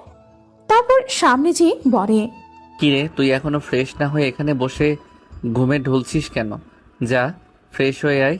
স্পন্দনের কথায় ভেবাচাকা খেয়ে যায় বেটা খবিস, শালা আনরোম্যান্টিক খরগোশের বাচ্চা। মনে মনে গালি দিতে থাকে ইনায়েত। চোখ দুটো ছোট ছোট করে বলে, আমি কি ইচ্ছে করে বসেছিলাম নাকি? ওটা তো শুধু মা আর নিধি বলেছিল তাই। স্পন্দন এবার খাটের উপর বসে পড়ল। তা আর কি কি বলেছে মা আর নিধি? আমাকেও একটু বল, আমিও শুনি। ইনায়েত মুখ বাঁকিয়ে উঠে ওয়াশরুমের দিকে পা বাড়ায়। রাতের টিমটিমে আলো জানালা ভেদ করে ব্যালকনির মেঝেতে এসে পড়ছে। ইনায়াত বের হয়ে আসলে পরনে হালকা লেমন রঙের লং কামিজ, সাদা পাজামা আর ওড়না। স্পন্দন ল্যাপটপে কিছু একটা খুব গভীরভাবে দেখছে। তারপর ফাইলটা পাসওয়ার্ড দিয়ে লক করে রাখলো। হঠাৎ ইনায়াতের দিকে চোখ যেতে থমকে যায়। রাতের হালকা আলোতে একদম যেন শুভ্রপরি লাগছে ইনায়াতকে। এটা খেয়াল করে ইনায়াত কিছুটা অস্বস্তিতে পড়ে যায়। পরিস্থিতি স্বাভাবিক করতে গলা খাকারি দিয়ে ওঠে সে। আর তা শুনে স্পন্দনেরও হুঁশ ফিরে। ইনায়াত আসতে স্পন্দন বলে, নে এবার ঘুমিয়ে পড়, অনেক রাত হয়েছে। আপনি ঘুমাবেন না? আমার একটু কাজ আছে, আমি পরে ঘুমাবো, তুই ঘুমা। আমিও ঘুমাবো না। স্পন্দন এবার একটু সামনে এগিয়ে যায় ইনায়াতের দিকে। চোখে মুখে দুষ্টুমির ভাব এনে বলে, কেন, অন্য কিছু করার মতলব আছে নাকি? স্পন্দনের কথার অর্থ বোঝা মাত্র লজ্জায় মিয়ে পড়ে ইনায়াত। মনে মনে বলে, ওই লোকটার মুখে কিছুই আটকায় না নাকি? মুখের উপরেই সব কিছু বলে দেয়। কিছু একটা ভেবেই ফট করে বলে দেয়, গান শোনাবেন? হঠাৎ গান শোনানোর আবদারে কি বলবে খুঁজে পায় না স্পন্দন। আমি খালি গলায় গান পারি না। কেন কেন? আপনার সেই গিটারের তুংতাং শব্দ তুলবেন আর গাইবেন, ঠিক যেমন মাঝরাতে হুটহাট সুর তুলেন। লাস্টের কথাটা বলি থতমত খেয়ে গেল ইনায়াত। না না, এটা কি বললাম আমি? এখন যদি জিজ্ঞেস করে যে আমি চুপি চুপি মাঝরাতে তার গান শুনি, তখন কি হবে? আমি কি বলবো এখন? এদিকে স্পন্দন গোল গোল চোখে তাকিয়ে আছে ইনায়াতের দিকে। তুই কি করে জানলি যে আমি মাঝরাতে হুটহাট গান ধরি? বাই এনি চান্স তুই কি চুপি চুপি আমার গান শুনতি? যেটার ভয় পাচ্ছিল সেটাই হলো। কি বলবে এখন ইনায়াত? যদি ধমক দিয়ে বসে তখন কিছুটা আমতা আমতা করে বলে, দুই একবার শুনেছি। রাতের আকাশের দিকে পলকহীনভাবে তাকিয়ে আছে নিধি। জীবনটা সত্যি অদ্ভুত। আচ্ছা, তার আর আয়নের সম্পর্কটা স্বাভাবিকভাবে থাকলেও পারত, তবে বিচ্ছেদ কেন হলো? এখন কি আর চাইলেই খুব সহজে তাকে আবারও মেনে নিতে পারবে? আজকেও বিয়ের অনুষ্ঠানের ফাঁকে হঠাৎ করে আয়ান নিধির সামনে এসে দাঁড়ায়, তারপর সবার থেকে আড়াল করে নিয়ে যায় নিধিকে। প্লিজ নিধি, এভাবে আমাকে আর কষ্ট দিও না, আমাকে তিলে তিলে শেষ করে দিও না। আমি জানি আমি ভুল করেছি, কিন্তু একটিবার সুযোগ দাও। কোনোদিন কোনো কষ্ট দেব না, কখনো অভিযোগ তুলতে পারবে না। নিধি এবার ক্রুদ্ধ কণ্ঠে বলে, এতই যখন ভালোবেসেছিলে তাহলে সেদিন আমায় আর আমার তোমার প্রতি ভালোবাসাটাকে প্রত্যাখ্যাত হতে হচ্ছিল কেন? আমি তো তোমার যোগ্য ছিলাম না, তবে আজ কেন এসেছো আবার? আয়ানকে আর কিছু বলতে না দিয়ে সেখান থেকে চলে আসে নিধি, কিন্তু মনটা যে তার ক্ষতবিক্ষত হয়ে যাচ্ছিল তা কিভাবে বোঝাবে সে। হাতে গিটার নিয়ে ব্যালকনিতে বসে পড়ে স্পন্দন। সামনেই বসে আছে অধীর আগ্রহে অপেক্ষা করছে ইনায়াত। গিটারে টুংটাং শব্দ তুলে স্পন্দন দৃষ্টি তার প্রেয়সীর চোখের দিকে। অবুঝ মনের ঠিকানা তুমি কি হবে? মুগ্ধ আমার প্রেমে জড়িয়ে রবে। আমি তোমাকে বেসেছি কত ভালো, ও তুমি আমার এই সুখে হবে যে মরণ। বেঁচে আছি এই পৃথিবীতে একটাই তুমি যে কারণ। গান শেষ হতে স্পন্দন খেয়াল করে ইনায়াত ঘুমিয়ে পড়েছে। তা দেখে মুচকি হাসি দেয় সে। সকালবেলার মিষ্টি রোদের সোনালি আলোর ঝলকানি চোখে পড়তেই পিট পিট করে তাকায় ইনায়াত। চোখ খুলে খেয়াল করে সে বিছানায় শোয়া, কিন্তু যেটুকু মনে পড়ছে খুব সম্ভবত সে গতকাল রাতে ব্যালকনিতে বসে বসে স্পন্দনের গলায় গান শুনছিল আর তার মাঝেই ঘুমিয়ে পড়েছিল। তবে কি স্পন্দনই তাকে নিয়ে এসেছে? ভাবতেই একরাশ লজ্জা এসে ভিড় জমায়। শাওয়ার শেষ করে ওয়াশরুম থেকে বের হয় স্পন্দন। স্পন্দনের দিকে চোখ যেতেই ইনায়াতের চোখ যেন চড়কাজ। খালি গায়ে বিন্দু বিন্দু পানি জমে আছে ফর্সা শরীরে, যেগুলো দেখতে একদম মুক্তর মতো মনে হচ্ছে। ভেজা চুলগুলো কপালের সাথে লেপটে রয়েছে, যার কারণে সবচেয়ে আকর্ষণীয় লাগছে। আমাকে দেখা শেষ হলে এবার নিজে ফ্রেশ হয়ে আসো। অবশ্য দেখতেই পারিস, আফটার অল সব মেয়েদের ক্রাশ আমি। কথাটা একটু ভাব নিয়ে বলল স্পন্দন। আর এদিকে ইনায়াত আর পারে না নিজের মাথার চুল নিজে ছিঁড়ে ফেলতে। তোর হয়েছেটা কি ইনায়াত? যখন তখন ড্যাব ড্যাব করে খবিস ব্যাটার দিকে তাকিয়ে থাকিস। আর আমারই দোষটা কোথায়? এমনভাবে আমার সামনে এসে দাঁড়ালে তো চোখ যাবেই। আর ইনার কথা তো বাদই দিলাম, সময় পেলেই লজ্জায় ফেলে দেয় আমাকে। কথাগুলো বিড়বিড় করতে করতে ওয়াশরুমে চলে যায় ইনায়াত। ডাইনিং টেবিলে বসে বসে সবাই নাস্তা করছে। স্পন্দনের মা মিসেস সাবিনা সযত্নে ইনায়াতের প্লেটে খাবার তুলে দিচ্ছেন। নাস্তা করার এক পর্যায়ে স্পন্দন বলে ওঠে, ইনায়াত, তাড়াতাড়ি খেয়ে রেডি হয়ে নাও ভার্সিটির জন্য। এবার মিসেস সাবিনা খেতে খেতে বলে ওঠেন, আহা স্পন্দন, মেয়েটার তো রেস্টের প্রয়োজন।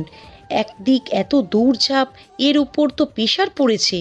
ওকে বরং দুদিন রেস্ট নিতে দাও, পরে না হয় ওর নিধির কাছ থেকে নোটসগুলো নিয়ে নিবে। না না ফুপি, আমার কোনো সমস্যা নেই, আমি যেতে পারবো। তা ভালো কথা, কিন্তু তুমি এখানে ফুপি বলো কেন? এখন থেকে স্পন্দনের মতো তুমিও আমাকে মা বলে ডাকবে, মনে থাকবে? কথাগুলো মিসেস সাবিনা ইনায়াতের মাথায় হাত বোলাতে বোলাতে বললেন। ইনায়াতও মাথা নাড়িয়ে সম্মতি জানায়। গাড়ির ড্রাইভিং সিটে বসে ড্রাইভ করছে স্পন্দন, আর তার পাশের সিটে বসে আছে ইনায়াত। ড্রাইভিংয়ের মাঝে হঠাৎ ইনায়াত প্রশ্ন করে বসে, স্পন্দন ভাই, আপনি এখনো কিন্তু আমায় বললেন না যে আপনি কিভাবে আদ্র স্যার আর আমার কথাগুলো কিভাবে জানলেন। স্পন্দন দাঁতে দাঁত চেপে বলে, এই মেয়ে, তোমার সমস্যাটা কি? খালি ভাই ভাই করো। আমি কি তোমার মায়ের পেটের ভাই লাগি? আর সবচেয়ে বড় কথা, নিজের হাজবেন্ডকে কেউ ভাই বলে? ইনায়াত মুখ ফুলিয়ে বলে ওঠে, আমি তো ছোটবেলা থেকে আপনাকে ভাই বলে এসেছি, আমার কি দোষ? স্পন্দন এবার কিছুটা গম্ভীর কণ্ঠে বলল, তোর এসব নিয়ে মাথা ঘামানোর দরকার নেই। কথাটা বলেই রহস্যময় হাসি দেয় স্পন্দন। ভার্সিটির উত্তর দিকে ছোট একটা লেকের পাড় রয়েছে, আর তার পাশেই দু একটা বেঞ্চ। সেখানে বসে বহ্যমান স্রোতের দিকে আনমনেই তাকিয়ে আছে নিধি। ফোনে কল আসতেই চমকে উঠে সে। খেয়াল করে দেখে আননোন নাম্বার থেকে পরপর 12টা মিসড কল এসেছে। এতবার কল আসায় চিন্তায় পড়ে যায় নিধি। লাস্ট কল আসার সাথে সাথেই সে রিসিভ করে। রিসিভ করে অপর পাশের ব্যক্তি যা বলে তা শুনে ফোনটা হাত থেকে পড়ে যায়। চোখের কোণে জল জমা শুরু করে দেয়। মুখ দিয়ে শুধু অস্পষ্ট স্বরে বেরিয়ে আসে, আয়ান। হসপিটালের করিডোরে দাঁড়িয়ে আছে নিধি। অস্থিরভাবে পায়চারি করছে সে। একটু পর ডক্টর বেরিয়ে আসে, বলে, এখানে পেশেন্টের বাড়ির লোক কে আছে? নিধি কোনো কিছু না ভেবে এগিয়ে যায়, বলে ওঠে, আমি ডক্টর। আয়ান কেমন আছে? ওর কিছু হয়নি তো? সিরিয়াস কিছু নয়, তবে অ্যাক্সিডেন্টের কারণে শরীরে বেশ খানিকটা রক্ত বেরিয়ে গিয়েছে। এখন ইমিডিয়েটলি রক্ত লাগবে। এখানে এবি নেগেটিভ রক্ত কার? আমাদের সাথে আসুন। ডক্টর, আমার রক্তের গ্রুপ এবি নেগেটিভ। আমায় নিয়ে চলুন। এদিকে স্পন্দন ইনায়েতকে পাঠিয়ে দিয়ে নিধির সাথে রয়েছে। কেননা ইনায়েতের রক্তের ফোবিয়া আছে, যার কারণে স্পন্দন একা থেকে যায়। দেখতে দেখতে প্রায় বিকেল পেরিয়ে যায়। নিধি আয়নের সাথে বসে রয়েছে। কেবিনে শিফট করা হয়েছে তাকে, এক হাতে ক্যানোলা লাগানো। একটু পর আধো আধো চোখে তাকায় আয়ান। চারপাশে চোখ বুলিয়ে দেখে সে হসপিটালের কেবিনে শোয়া অবস্থায়। বাম হাতে টান লাগতেই হালকা শব্দে আহ করে ওঠে। নিধির চোখটা মাত্রই রেগে এসেছিল। হঠাৎ মৃদু শব্দ পেয়ে এক লাফে উঠে বসে সে। আয়ানের হুঁশ ফিরতে দেখে তার কাছে গিয়ে তার হাতের ওপর হাত রেখে বলে ওঠে, আপনি ঠিক আছেন? একটু সাবধানে থাকা যায় না নাকি? জানেন কতটা ভয় পেয়ে গেছিলাম আমি। নিধির কান্নারত স্বরে দেখে আয়ান তার ডান হাত আলতো করে নিধির গালে রাখে আর বলে ওঠে, এই নিধি পাখি, তাকাও আমার দিকে, দেখো কিছু হয়নি তো আমার। কান্না থামাও প্লিজ। নিধি এবার আয়ানের বুকে মাথা রেখে আনমনে বলে ওঠে, ভালোবাসি আয়ান, ভালোবাসি। আয়ানও এক হাতে নিধিকে জড়িয়ে ধরে বলে, আমিও ভালোবাসি নিধি পাখি। সন্ধ্যার দিকে বাসায় ফিরে স্পন্দন। বাসার সবাই চিন্তিত হয়ে বসে আছে, যা দেখে স্পন্দনের মনে খটকা লাগলো। স্পন্দন আসতেই মিসেস সাবিনা ওকে গিয়ে বলে, স্পন্দন, ইনায়েত কোথায়? ও তো এখনো বাড়ি ফেরেনি। মায়ের মুখে এমন কথা শুনে যেন আকাশ থেকে পড়ল স্পন্দন। কোথায় গিয়েছে ইনায়েত? কি হয়েছে তার? স্পন্দনের ফোনে তখনই রিং হয়। রিসিভ করে যা শোনে তাতে ধীরে ধীরে তার চোয়াল শক্ত হয়ে আসে। রাগে হাত মুঠো করে ফেলে। অন্ধকার কোনো এক জায়গায় একটা চেয়ারে হাত পা বাঁধা অবস্থায় বসে আছে ইনায়াত। জায়গাটাকে মূলত গোডাউনই বলা যায়। চারপাশে শুধু সারি সারি বক্স, শুধু একটা লাইট রয়েছে, তাও অস্বল্প আলোর। একটু পর খট করে দরজা খোলার শব্দ হয়। কেউ একজন সিটি বাজাতে বাজাতে প্রবেশ করে। দিশেহারা হয়ে ড্রাইভ করছে স্পন্দন। চুলগুলো এলোমেলো। কয়েক মুহূর্তের মধ্যেই চেহারাটা বিধ্বস্ত হয়ে গিয়েছে। মনের ভেতর শুধু একটা কথাই বারবার চলছে, কোথায় তুই ইনায়াত? চিন্তা করিস না, আমি তোর স্পন্দন, তোকে ঠিকই খুঁজে বের করব। চোখের উপর পানির ছিটা পড়তেই কিছুটা নড়ে চড়ে বসে ইনায়াত। আধো আধো চোখে তাকিয়ে দেখে নেয় বর্তমানে সে কোথায় রয়েছে। না, তেমন কোনো লাভ হলো না। কিন্তু পর মুহূর্তেই সামনে যাকে দেখলো তাতে যেন বাকরুদ্ধ হয়ে গিয়েছে ইনায়াত। মৃদু আলোতে আদ্রের হিংস্র মুখটা ভেসে উঠছে। কম্পনরত কণ্ঠে বলে ওঠে, আদ্র ভাই আপনি? ইয়া ইনায়েত বেবস, আমি দ্য গ্রেটেস্ট এডি হরফে আদ্র জোয়াহের। এইসবের মানে কি? আমাকে এইভাবে এখানে তুলে এনেছেন কেন? আরে কুল ডাউন, এত হাইপার হলে হয় নাকি? আদ্র এবার কিছুটা ইনায়াতের দিকে ঝুঁকে যায়। ইনায়াতের চোখে চোখ রেখে বলে, আমি তোমাকে কেন নিয়ে এসেছি জানো? আমার তোমাকে চাই। সেটা যদি এক রাতের জন্য হয় তবুও চলবে, বাট আই নিড ইউ। আদ্রের কথার অর্থ বুঝতে পেরে ঘৃণায় মুখ ফিরিয়ে নেয় ইনায়াত। মনে মনে বলে, স্পন্দন কোথায় আপনি? প্লিজ তাড়াতাড়ি আসুন, এই শয়তানের হাত থেকে আমায় রক্ষা করুন। সন্ধ্যার দিকে বাড়ি ফিরতে মাঝ রাস্তায় হঠাৎ একটা কালো রঙের মাইক্রোবাস এসে থামে ইনায়াতের সামনে। কোনো কিছু বুঝে ওঠার আগেই কেউ একজন তার মুখ বরাবর স্প্রে করে। তারপরে ধীরে ধীরে শরীর ও চোখ অসাড় হয়ে আসে তার। এরপর আর কিছুই মনে নেই বর্তমানে। আদ্র বাঁকা হেসে ইনায়াতের দিকে হাত এগোতেই কেউ দরজাটায় সজোরে ধাক্কা মেরে খুলে ফেলে। ইনায়াত যেন আশার আলো দেখতে পায়। স্পন্দনের আগমনে আদ্র একটা ডেভিড হাসি দেয়, তারপর বলে ওঠে, অবশেষে আপনার আগমন ঘটলো মিস্টার স্পন্দন। উফ, সরি, দ্য গ্রেটেস্ট মাফিকিং SR Chowdhury. Am I right Spandan? আদ্রের মুখে এসব কথা শুনে ইনায়াত যেন অবাক হওয়ার শেষ পর্যায়ে চলে গিয়েছে। মাফিয়া কিং, তাও আবার স্পন্দন, এ কি করে সম্ভব? না না, হতে পারে না। আদ্র নিশ্চয়ই ভুল কিছু বলেছে, যাতে আমি স্পন্দনকে ভুল বুঝি। কিন্তু ইনায়াতের আস্থাটুকুকে নিঃশেষ করে দিয়ে স্পন্দন বলে ওঠে, যাক, তাহলে জেনে গিয়েছিস। অবশ্য তোর জানারই কথা, তাই না এডি? আদ্র এবার উচ্চ গলায় বলে, তোর জন্য, শুধু তোর জন্য, শুধুমাত্র তোর জন্য আমি সব হারিয়েছি। আমার মাফিয়া পাওয়ার, রাজত্ব, সব কিছু। তুই আমার কাছ থেকে সব কিছু কেড়ে নিয়েছিস। তোর জন্য আমাকে 5 বছর দেশের বাইরে পালিয়ে ফেলে থাকতে হয়েছে। আর তুই ভাবছিস আমি এত সহজেই তোকে ছেড়ে দেব? নো মিস্টার স্পন্দন, নো। তুই আমার কাছ থেকে আমার পাওয়ার কেড়ে নিয়েছিস। আমিও তোর কাছ থেকে তোর সবচেয়ে প্রিয় জিনিস, তোর ইনাতে কেড়ে নেব। এদিকে ইনায়াত নির্বাক শ্রোতা হয়ে বসে আছে। সে যে তার কান দুটোকে বিশ্বাস করতে পারছে না। সে তো কল্পনায়ও ভাবেনি স্পন্দনের এসব কর্মকাণ্ডের ব্যাপারে। আচমকা আদ্র তার পকেট থেকে একটা ধারালো নাইফ বের করে ইনায়াতের গলা বরাবর ধরলো। হঠাৎ করে গলায় ছুরি ধরায় কিছুটা ভয় পেয়ে যায় ইনায়াত। ছুরিটা ধারালো হওয়ায় গলার সাথে ধরতেই সাইড থেকে কিছুটা অংশ কেটে যায় ইনায়াতের। সাথে সাথে মৃদু শব্দে ইনায়াতের মুখ থেকে আহ শব্দ বেরিয়ে আসে, যা দেখি স্পন্দনের মাথায় রাগেরা তীব্র থেকে তীব্রতর হতে থাকে। ক্রুদ্ধ কণ্ঠে বলে ওঠে, আদ্র, হাউ ডেয়ার ইউ! তোর সাহস হয় কি করে ইনায়াতের গায়ে আঘাত করার? ছেড়ে দে, না হলে আমার থেকে খারাপ কেউ হবে না। সো স্যাড, তাই না স্পন্দন? দেখো এবার নিজের প্রিয় জিনিসকে তিলে তিলে শেষ হয়ে যেতে দেখো। আদ্রের কথায় হঠাৎ করে হো হো করে হেসে দেয় স্পন্দন। হঠাৎ এমন হাসির কারণ খুঁজে পায় না আদ্র। স্পন্দন এবার কিছুটা বাঁকা হেসে বলে ওঠে, আদ্র, তুমি এখনো বোকাই রয়ে গেলে। তোমার কি মনে হয় তুমি আমার সামনে দাঁড়িয়ে আমার প্রেয়সীকে আমার কাছ থেকে কেড়ে নিতে পারবে? তাহলে তো আমি দ্য গ্রেট মাফিয়া কিং হতাম না। বাট তুমি সেই রহস্যটা জানার আগেই তোমাকে পৃথিবীর মায়া ত্যাগ করতে হবে। বলে শার্টের পেছন থেকে গান বের করে পরপর 3টা গুলি শুট করে দেয় আদ্রকে। এদিকে রক্তের কয়েকটা ফোঁটা ছিটে পড়ে ইনায়াতের হাতে, যা দেখে আটকে ওঠে সে। আজ আয়ানকে হসপিটাল থেকে রিলিজ দেওয়া হয়েছে। শরীরটা দুর্বল হওয়ার কারণে বাসায় গিয়ে প্রপার রেস্ট নিতে বলেছে ডক্টর। নিধি ও আয়ানের সঙ্গে তার বাসায় ড্রপ করে দিয়ে আসবে। গাড়িতে বসতেই নিধি আলতো করে তার মাথাটা আয়ানের কাঁধে রাখে। আয়ানও তার হাতটা নিধির হাতের মুঠোয় নিয়ে নেয়। তারপর মৃদু স্বরে বলে ওঠে, নিধি পাখি। এতদিন পর আয়ানের কণ্ঠে নিধি পাখি নামটা শুনে শিউরে ওঠে নিধি। মনের মধ্যে অদ্ভুত ভালো লাগা এসে জমা হয়। আলতো কণ্ঠে বলে, মাফ করে দিও আমায় নিধি পাখি। অনেক কষ্ট দিয়েছি তোমায়। ভালোবাসি নিধি পাখি। আমিও ভালোবাসি প্রিয়। আদ্রের নিথর লাশটার সামনে নির্বাক হয়ে বসে আছে ইনায়াত। সে যেন অনুভূতিহীন। তারই সামনে স্পন্দন আদ্রকে মেরে ফেলত। সে তো সবসময় এই খুনাখুনি থেকে 10 হাত দূরে থাকতো। তবে আজ এই সব কি? স্পন্দন এগিয়ে এসে ইনায়াতের গলায় কাটা জায়গায় হাত রাখতেই ছিটকে সরে যায় ইনায়াত। স্পন্দন ভ্রুকুচকে তার দিকে তাকালে বলে ওঠে, আপনি আমায় ছোবেন না। আপনি একজন খুনি, আর আপনি তো একজন মাফিয়া। স্পন্দন খুব ভালো করেই বুঝতে পেরেছে যে ইনায়াত এখনো শখের ভেতর রয়েছে, আর সেই ফোবিয়াও কিছুটা পড়েছে।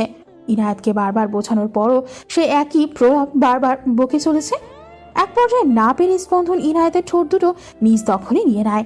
আকস্মিক ঘটনায় ইনায়াত একদম বিড়াল ছানার মতো চুপটি মেরে যায়, আর চোখ দুটো আবেশে বন্ধ করে ফেলে। মিনিট 5 পর স্পন্দন ইনায়াতের ওষ্ঠদয় ছেড়ে দেয়। এতক্ষণে ইনায়াত শান্ত হয়ে গিয়েছে। এদিকে ইনায়াত চুপ হয়ে গেলেও চোখ দিয়ে অনবরত টুপ টুপ করে জল গড়িয়ে পড়ছে। স্পন্দন আলতো করে তার হাতটা ইনায়াতের গালে রেখে বলে ওঠে, ইনায়াত। ইনায়াত কিছু না বলে সোজা হয়ে দাঁড়িয়ে যায়, আর কিছু না বলে বাইরের দিকে হাঁটা শুরু করে। স্পন্দন শুধু ইনায়াতের যাওয়ার পানে তাকিয়ে দীর্ঘশ্বাস ফেলে, কেননা সে খুব ভালো করেই জানে তার প্রেয়সীর মনে পাহাড় সমান অভিমান জমা হয়েছে, আর সেই অভিমান ভাঙতেও প্রচুর কাঠখড় পোড়াতে হবে। গাড়ি চলছে আপন গতিতে। বাইরের শোষো ঠান্ডা হাওয়া এসে ছুঁয়ে দিয়ে যাচ্ছে বারবার ইনায়াতকে, কিন্তু তার মধ্যে তেমন কোনো প্রতিক্রিয়া নেই। মুখটা গম্ভীর করে বসে আছে আনমনে। এদিকে স্পন্দন আর চোখে কিছুক্ষণ পর পর ইনায়াতের দিকে তাকাচ্ছে। তাকাতেই বুকটা মোচড় দিয়ে উঠল স্পন্দনের, কেননা তার প্রেয়সীর চেহারার এক আকাশ কালো মেঘের জমা হয়েছে যে। বাড়িতে ফিরতে প্রায় রাত 3টে বেজে যায়। বাড়ির সবাই হয়তো ঘুমিয়ে পড়েছে। মেইন দরজাটা আস্তে করে খোলে স্পন্দন। মিসেস সাবিনা এবং মিস্টার সাদাত অর্থাৎ স্পন্দনের বাবা সকলেই ঘরে চিন্তিত হয়ে বসে আছেন, অপেক্ষা করছেন স্পন্দন আর ইনায়াতের জন্য। মিসেস সাবিনা ওড়না দিয়ে চোখের জলগুলো আড়াল করে বলে ওঠে, ছেলেটাকে কখন বেরিয়েছে, এখনো বাড়ি ফেরার নামগন্ধ নেই। না জানি ইনায়াতকে আদৌ পেয়েছে কিনা, কি যে হচ্ছে। মিস্টার সাদাত তার স্ত্রীকে সান্ত্বনা দিচ্ছেন। এরই মাঝে পেছন থেকে স্পন্দন বলে ওঠে, মা। স্পন্দনের গলা শুনতেই পেছনে তাকান মিসেস সাবিনা। ক্লান্ত দেহে বিধ্বস্ত হয়ে দাঁড়িয়ে আছে স্পন্দন, আর তার পেছনে গুটিসুটি মেরে দাঁড়িয়ে আছে ইনায়াত। দুজনকে সাবধানে বাড়ি ফিরতে দেখে স্বস্তির নিঃশ্বাস ফেললেন মিসেস সাবিনা আর মিস্টার সাদাত। মিসেস সাবিনা গিয়ে ইনায়েতকে জড়িয়ে ধরলেন, মাথায় হাত বুলিয়ে দিতে দিতে বললেন, তুমি ঠিক আছো ইনায়াত? কিছু হয়নি তো তোমার? ইনায়েত ভাঙা কণ্ঠে বলে ওঠে। কিছু হয়নি মা আমার। মুখে বললেও চোখে ভেসে উঠছে বারংবার সেই ঘটনা। রক্তের তাক কাপা কাপা কণ্ঠে বলে উঠল, না, আপনাকে কিছু বলার ছিল। ইনায়েতের কথা শুনে স্পন্দন কিছুটা ভরকে যায়। মনে মনে ভাবতে থাকে যদি ইনায়েত সবটা বলে দেয় মাকে তাহলে। মা, আমি কিছুদিন আমার বাসায় যেতে চাই। কেন? কিছু কি হয়েছে তোমার আর স্পন্দনের মাঝে? ইনায়েত এক পলকে স্পন্দনের দিকে তাকিয়ে বলে ওঠে, না না মা, তেমন কিছু নয়। আসলে কিছুদিন আমি একটু একা থাকতে চাই। স্পন্দন মনে মনে রাগ পুষলেও মুখে কিছু প্রকাশ করল না। হ্যাঁ, সে অনেক বড় একটা সত্যি লুকিয়েছে। তাই বলে কি তাকে ছেড়ে চলে যাওয়াটা কি খুব জরুরি? তাকে কিছু বলার সুযোগটা তো দেবে। সদ্য ভোরের আলো ফোটার পরপরই ইনায়েতের চোখের ঘুম ছুটে যায়। পাখিরাও কিচিরমিচির করা শুরু করে দিয়েছে। পাশে তাকিয়ে দেখে স্পন্দন ঘুমিয়ে রয়েছে। কি নিষ্পাপ লাগছে তাকে। ঘুমন্ত চেহারাটা বড্ড বেশি মায়াবী লাগছে। অথচ কে বলবে এই মানুষটার ভেতরেই লুকিয়ে রয়েছে হাজারো রহস্য। দুদিন পার হয়ে গিয়েছে। ইনায়াত সবার সাথে কথা বলেও স্পন্দনকে কিছুটা এড়িয়ে চলে। সে কি করে পারলো এত বড় কথা তার থেকে লুকাতে? কফি শপে বসে আছে ইনায়াত, নিধি আর আয়ান। ইনায়াত মুখটা গম্ভীর করে বসে রয়েছে আর টেবিলে আঙুল দিয়ে আঁকিবুকি করছে। নিধি নীরবতা ভেঙে বলল, দেখ ইনায়াত, যা হয়েছে হয়েছে, সব ভুলে যা। স্পন্দন ভাইকে তুই ভালো করে চিনিস, জানিস সে যে কখনো ভুল কাজ করে না। আমিও শুনে অবাক হয়েছি, তবে আয়ান আমাকে সবটাই বলেছে। স্পন্দন ভাইয়ের সাথে আমার কথা হয়েছে, সে সত্যি অনেক কষ্টে রয়েছে। ইনায়াত অবাক চোখে তাকালো আয়ানের দিকে, তারপর জিজ্ঞেস করলো, আয়ান ভাই, আপনি সবটা জানতেন, তারপরও আমাকে কিছু বলেননি আপনি? আমায় মাফ কর বোন, স্পন্দনের করা আদেশ ছিল তোকে কিছু জানতে দেওয়া যাবে না এই ব্যাপারে। ওর তোকে নিয়ে অনেক ইনসিকিউরিটি ছিল, আর এটা যদি তোর পড়াশোনায় ইফেক্ট ফেলে তাই ও তোকে কিছু জানতে দেয়নি। আর তুই রাগ করবি কিনা জানি না, আমিও মাফিয়া গ্যাংয়ের ভিতরে রয়েছি। এক কথায় বলতে পারিস স্পন্দনের ডান হাত। আর মাফিয়া বলতে যে শুধু খুনাখুনি করে এমনটা নয়, আর সে যে নিরীহ কোনো মানুষকে খুন করে এমনটাও নয়। যারা এ সমাজের কীট, মনে করা দেশের কোনো ইম্প্যাক্ট প্রজেক্টের সুরক্ষা ইত্যাদি কাজ করে স্পন্দন, যাকে এ কথায় বলে হিডেন মাফিয়া। ইনায়াতের মাথা যেন ঝিমঝিম করছে। একের পর এক রহস্য তার সামনে এসে জড়ো হচ্ছে। কি হচ্ছে এসব তার সাথে? রাতের টিমটিমে আলোয় বেশ আলোকিত হয়ে রয়েছে চারিপাশ। চোখে যেন নির্ঘুম ইনায়াতে। রাত প্রায় 12টা বেজে গিয়েছে। একটু পর স্পন্দন ব্যালকনি দিয়ে নিঃশব্দে ঢুকে পড়ে। রুমে এসে দেখে ইনায়াত চুপটি করে খাটের প্রান্তে গুটিসুটি মেরে বসে আছে। কাঁধে কারো স্পর্শ পেয়ে চমকে ওঠে ইনায়াত। পেছনে ঘুরে দেখে স্পন্দন দাঁড়িয়ে রয়েছে। কয়েকদিনের তফাতে যেন স্পন্দন পুরোটাই বলতে গিয়েছে। চুলগুলো বড় বড় হয়ে গেছে। ইনায়াতের সামনে হাঁটু গেড়ে বসে পড়ে স্পন্দন। তার কোণে মাথা রেখে কয়েক ফোঁটা চোখের জল ফেলে। এদিকে ইনায়াত হালকা শিউরে ওঠে। স্পন্দনের স্পর্শ পেয়ে ইনায়াতের কোলে মাথা রেখেই বিড় বিড় করে বলে ওঠে, প্লিজ আমাকে আর কষ্ট দিস না, আমাকে তোর থেকে দূরে সরিয়ে দিস না ইনায়েত। ভীষণ কষ্ট হয় তোকে ছাড়া থাকতে। স্পন্দনের মুখে এমন কথাবার্তা শুনে মনের ভেতর ঝড় বয়ে যাচ্ছে ইনায়াতের। সে কি পারবে আবার স্পন্দনকে ফিরিয়ে দিতে? রুমটা বিভিন্ন ক্যান্ডেল দিয়ে সাজানো রয়েছে। ক্যান্ডেলের চারপাশে গোলাপের পাপড়ি ছেটানো। বাইরের ওয়েদারটাও আজ দারুণ। কালো রঙের একটা শাড়ি, কালো কাচের চুড়ি, কপালে ছোট্ট একটা টিপ। হালকা সাজে নিজেকে সাজিয়ে তুলেছে ইনায়াত। হ্যাঁ, সে ঠিক করেছে স্পন্দনকে আবারও মেনে নেবে। তার জন্য এই কয়েকদিনের জমিয়ে রাখা অনুভূতি প্রকাশ করবে, কারণ সে যে ভালোবেসে ফেলেছে স্পন্দনকে। কাল রাতে ইনায়াতের কাছে যাওয়ার পর মনটা আগের চেয়ে কিছুটা হালকা হয়েছে।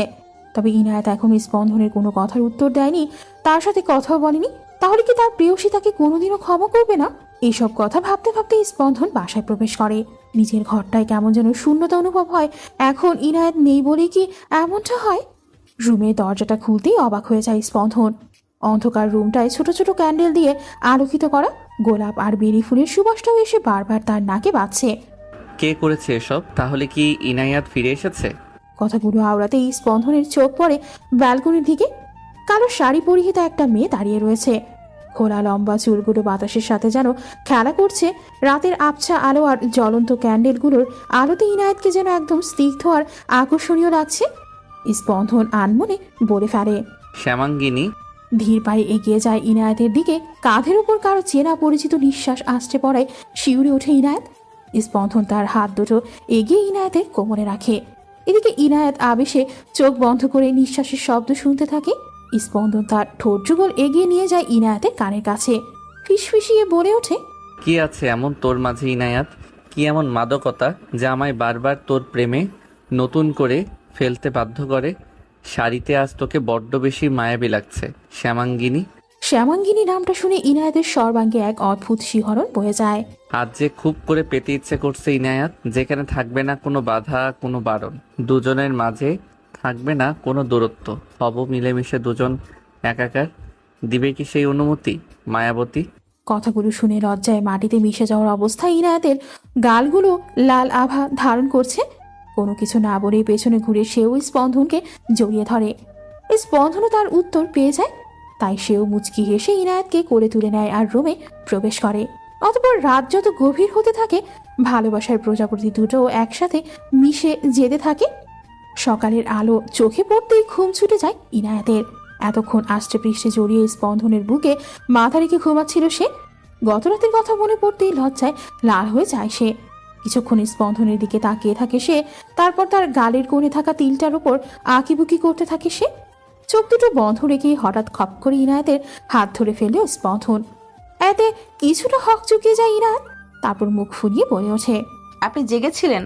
তাহলে এতক্ষণ অযথা ঘুমানোর ভান ধরেছিলেন কেন? স্পন্দন ঘুরে ইনায়েতকে দুহাতে জড়িয়ে ধরে আর দুষ্টুমির ভাব নিয়ে বলে, যদি ঘুমানোর ভান না করতাম তাহলে জানতাম কি করে যে আমি ঘুমিয়ে থাকলে আমার বউটা লুকিয়ে লুকিয়ে আমায় আদর করে? ইনায়েত স্পন্দনের দুষ্টুমি বুঝতে পেরে স্পন্দনকে কিছুটা ধাক্কা দিয়ে উঠে চলে যায় আর স্পন্দন ইনায়েতের যাওয়ার পানি চেয়ে হাসতে থাকে। সকালের নাস্তা সেরে একটু কাজে বের হয় স্পন্দন। বিকলের দিকে বাড়ি ফিরলে এক কাপ চা নিয়ে স্পন্দনের সামনে দাঁড়ায় ইনায়েত। তারপর বসতে বসতে বলে, আচ্ছা স্পন্দন, আপনি তো আমায় এটা বললেন না যে ওই দিন আদ্রর ডেরায় আমাকে কিভাবে খুঁজে পেলেন? স্পন্দন এক পলক ইনায়েতের দিকে তাকিয়ে বলল, তোর আর গোয়েন্দাগিরি গেল না তাই না? আচ্ছা বলছি। ফ্ল্যাশব্যাক। তুই যখন আদ্রের ডেরায়, তখন আমি আমার লোকদের কাজে লাগিয়ে দেই অ্যান্ড কিছুক্ষণ পরই এমন একটা ইনফরমেশন পাই, তাতে তোকে পাওয়াটা সোজা হয়ে যায়। রিদিতাকে তো চিনিস, কোনোভাবে জানতে পারি রিদিতা আর আদ্রের মাঝে ডিপ রিলেশন রয়েছে। তো রিদিতার কাছে গেলে নিশ্চয়ই কোনো ক্লু পাওয়া যাবে। দেন রিদিতা আর আদ্র যে বাড়িটায় থাকতো সেখানে যাই আর রিদিতাকেও পাই। দেন সেখানে গিয়ে ওর কাছ থেকে ব্ল্যাকমেইল করে সব ইনফরমেশন কালেক্ট করে ওরও একটা বন্দোবস্ত করে ফেলি। দেন পরেরটা তুই জানিসই। ইনায়েত ভ্রু কুচকে তাকিয়ে বলে, কেমন বন্দোবস্ত? কিছু জিনিস সিক্রেটই থাক শ্যামাঙ্গিনী। ইনায়েত মুখ ফুলিয়ে বসে থাকে। দেখতে দেখতে প্রায় 6 মাস কেটে গিয়েছে। স্পন্দন আর ইনায়েতের মাঝে সম্পর্কটাও আগের চেয়ে অনেক ভালো হয়ে গিয়েছে। আজ নিধি আর আয়ানের বিয়ে। অবশেষে দুটো পরিবারের সম্মতিতে নিধি আর আয়ানের সম্পর্কটা বিয়েতে রূপ নিয়েছে। স্পন্দন আর ইনায়াতও এসেছে আজকে তাদের বিয়েতে। সকাল থেকে কেমন যেন মাথাটা ঝিমঝিম করছে আর শরীরটাও দুর্বল লাগছে ইনায়াতের। অ্যাসিডিক হয়েছে ভেবে আর কিছু জানায়নি স্পন্দনকে। বিদায়ের সময় নিধি পালাক্রমে এক এক জনকে ধরে কাঁদতে থাকে। ইনায়েতকে ধরে কাঁদার সময় ইনায়েত বলে ওঠে, এভাবে ফ্যাচ ফ্যাচ করে কাঁদা বাদ দে, না হলে একবার মেকআপ নষ্ট হয়ে গেলে আয়ান ভাইয়া তোকে দেখে গাড়িতে বসে হার্ট অ্যাটাক করবে। উপস্থিত পরিস্থিতিতেও নিধি ফিক করে হেসে দিল। বেস্ট ফ্রেন্ড বুঝি এমনই হয়। অনুষ্ঠান শেষে বাড়ি ফিরতে মাথাটা আবারও চক্কর দিয়ে উঠল ইনায়েতের। এবার আর টাল সামলাতে না পেরে পড়ে যেতে নিলেই স্পন্দন এসে তা খেয়াল করে আর দ্রুতগতিতে এগিয়ে এসে ইনায়েতকে ধরে ফেলে। ততক্ষণে ইনায়েত জ্ঞান হারিয়ে ফেলেছে। কয়েকবার গালে চাপড় মারলেও কোনো লাভ হয় না, তাই দ্রুত স্পন্দন ইনায়েতকে করে নিয়ে বেডরুমে পা বাড়ায়। ডক্টর এসে ইনায়েতকে চেক আপ করেছে। কিছুক্ষণ পর পিট পিট করে তাকালো ইনায়েত। আশেপাশে একবার চোখ বুলিয়ে নেয় সে। কিছুক্ষণ পর ডক্টর হাসি মুখে স্পন্দনকে উদ্দেশ্য করে বলেন, congratulation Mr Spandan, you are going to have father. Mrs Inayat is pregnant. কথাটা শুনে ইনায়েতের খুশিতে চোখের কোণে জল চিকচিক করে উঠল। সে মা হবে, তার ভেতর একটা ছোট্ট প্রাণ ধীরে ধীরে বেড়ে উঠবে। তার ভালোবাসা স্পন্দনের চিহ্ন সেই ছোট্ট প্রাণ। ছোট ছোট তুলতুলে নরম হাতে তাকে ছোবে, মা বলে ডাকবে, ভাবতেই ভালো লাগছে ইনায়েতের। এদিকে ডক্টর হওয়ার পরপরই ইনায়েতের রুমে মিসেস সাবিনা, মিস্টার সাদাত, স্পন্দন সবাই চলে আসে। এত বড় খুশির খবর পেয়ে সকলেই খুশি। মিসেস সাবিনা কিছুক্ষণ ইনায়েতের পাশে বসে তাকে কিছু টিপস দিলেন। মিসেস সাবিনা আর মিস্টার সাদাত চলে যেতে স্পন্দন এসে খাটের ওপর বসে পড়ে। তারপর আলতো করে ইনায়াতের পেটের ওপর নিজের মাথাটা রাখে স্পন্দন। তারপর কম্পনরত কণ্ঠে বলে ওঠে, ইনায়াত, শুনেছিস ডক্টর কি বলল? আমাদের ছোট একটা বেবি হবে। আধো আধো গলায় আমাকে বাবা বলে ডাকবে, তোকে মা বলে ডাকবে। ইনায়াত মাথা নাড়িয়ে হ্যাঁ বোঝায়। অতপর স্পন্দন উঠে ইনায়াতের কপালে একটা ভালোবাসার পরশ এঁকে দিয়ে বলে, ভালোবাসি ইনায়াত, ভীষণ ভীষণ ভালোবাসি। আমিও ভালোবাসি প্রিয়। দেখতে দেখতে আরো 6 মাস পেরিয়ে গেল। ইনায়াতের পেটটা আগের তুলনায় অনেকটাই বড় হয়েছে, শরীরটাও হালকা ফুলেছে। আয়নার সামনে দাঁড়িয়ে চুলে বিনুনি পাকাচ্ছে ইনায়াত। স্পন্দন রুমে আসতেই ইনায়াতের কাছে যায়। তারপর তার পেটের উপর হাত রেখে বলে, আমার বেবিটা কেমন আছে মা? সারাদিন খেয়াল রেখেছে তো? ইনায়াত মুখ ফুলিয়ে বলে ওঠে, সবাই পচা, সবাই বেবির খেয়াল রাখে, আর আমাকে তো কেউ পাত্তাই দেয় না, আদরও করে না। আমি মোটু হয়ে গেছি তাই। ইনায়াতের এমন বাচ্চামো দেখে হো হো করে হেসে উঠল স্পন্দন। তারপর আদুরে গলায় বলে ওঠে, কে বলেছে বেবির মাকে কেউ ভালোবাসে না? বেবির মাকে সবচেয়ে বেশি ভালোবাসি। আর কে বলেছে বেবির মা মোটু হয়ে গেছে? সে তো আগের তুলনায় আরো সুন্দরী আর গুলুমুলু হয়েছে। স্পন্দনের এমন কথায় ইনায়াত না হেসে পারল না।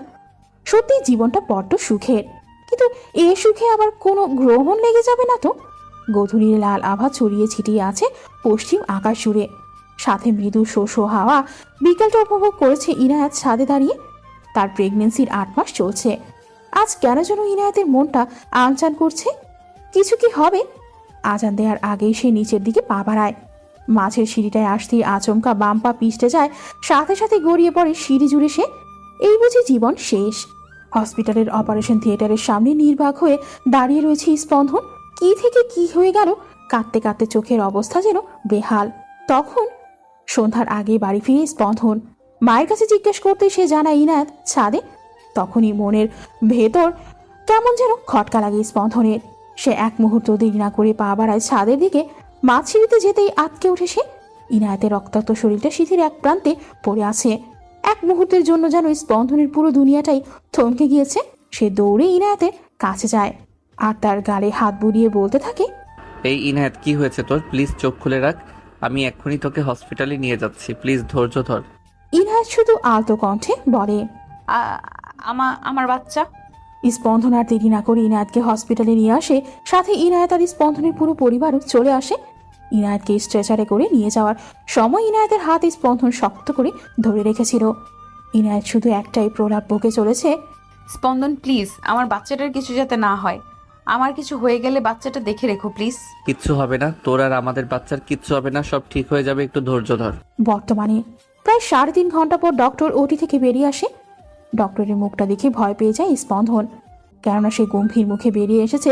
স্পন্দন এক প্রকার দৌড়ে ডক্টরের কাছে গিয়ে বলে, ডক্টর, ইনায়াত কেমন আছে? আর আমার বেবি কেমন আছে? আপনার বেবি ঠিক আছে, তবে আপনার স্ত্রী। আমার স্ত্রী কি হয়েছে ডক্টর? সে ঠিক আছে, তবে তার অপারেশনটা অনেক ক্রিটিক্যাল ছিল, তাই এখন তাকে কোনো মতে স্ট্রেস দেওয়া যাবে না আর প্রপার রেস্ট নিতে হবে। Thank you doctor, thank you so much. ইনায়াতকে কেবিনে শিফট করা হয়েছে। কিছুক্ষণ পরে স্পন্দন প্রবেশ করে কেবিনে। ইনায়াতের জ্ঞান ফিরেছে ততক্ষণে। বেডের পাশে দোলনায় ছোট বেবিটাকে রাখা হয়েছে। পিট পিট করে তাকাতেই ইনায়াত আশেপাশে তাকায়, খেয়াল করে হসপিটালের কেবিনে সে শুয়ে রয়েছে। বিকেলের ঘটনা মনে পড়তে পেটে তড়িৎ গতিতে হাত রাখে। তার বাচ্চা সে কোথায়? পাশে তাকিয়ে দোলনাটার দিকে চোখ পড়তেই স্বস্তির নিঃশ্বাস ফেলে সে। স্পন্দন পেছনে ফিরে দেখে ইনায়াত এক দৃষ্টিতেই দোলনাটার দিকে তাকিয়ে রয়েছে। সে পাশে গিয়ে আলতো করে ইনায়াতের হাতের উপর হাত রাখে, তারপর বলে ওঠে, কেমন লাগছে এখন? ভালো। আমাদের বেবি সে কেমন আছে? আমাদের বেবি অনেক ভালো আছে। জানিস আমাদের একটা ছোট ইনায়াত হয়েছে, দেখতে পুরো তোর মতো মায়াবী। আচ্ছা, আমার যদি কিছু হয়ে যেত? হুশ, আর একটা কথাও নয়, এমন কথা আর কখনো উচ্চারণ করবি না। কি হতো তোর? কিছু হতো না। তোর কিছু হয়ে গেলে আমি কি করে বাঁচতাম বল? আমার গল্প যে শুধু তুমি, আমার এই ছোট্ট গল্পের সূচনার শেষটুকু শুধুই তুমি। এই একটাই তুমি, তাকে কি করে হারাই বলো? ভালোবাসি প্রিয়। আমিও ভালোবাসি শ্যামাঙ্গিনী। এভাবেই অমর হয়ে থাকুক সকল ভালোবাসা।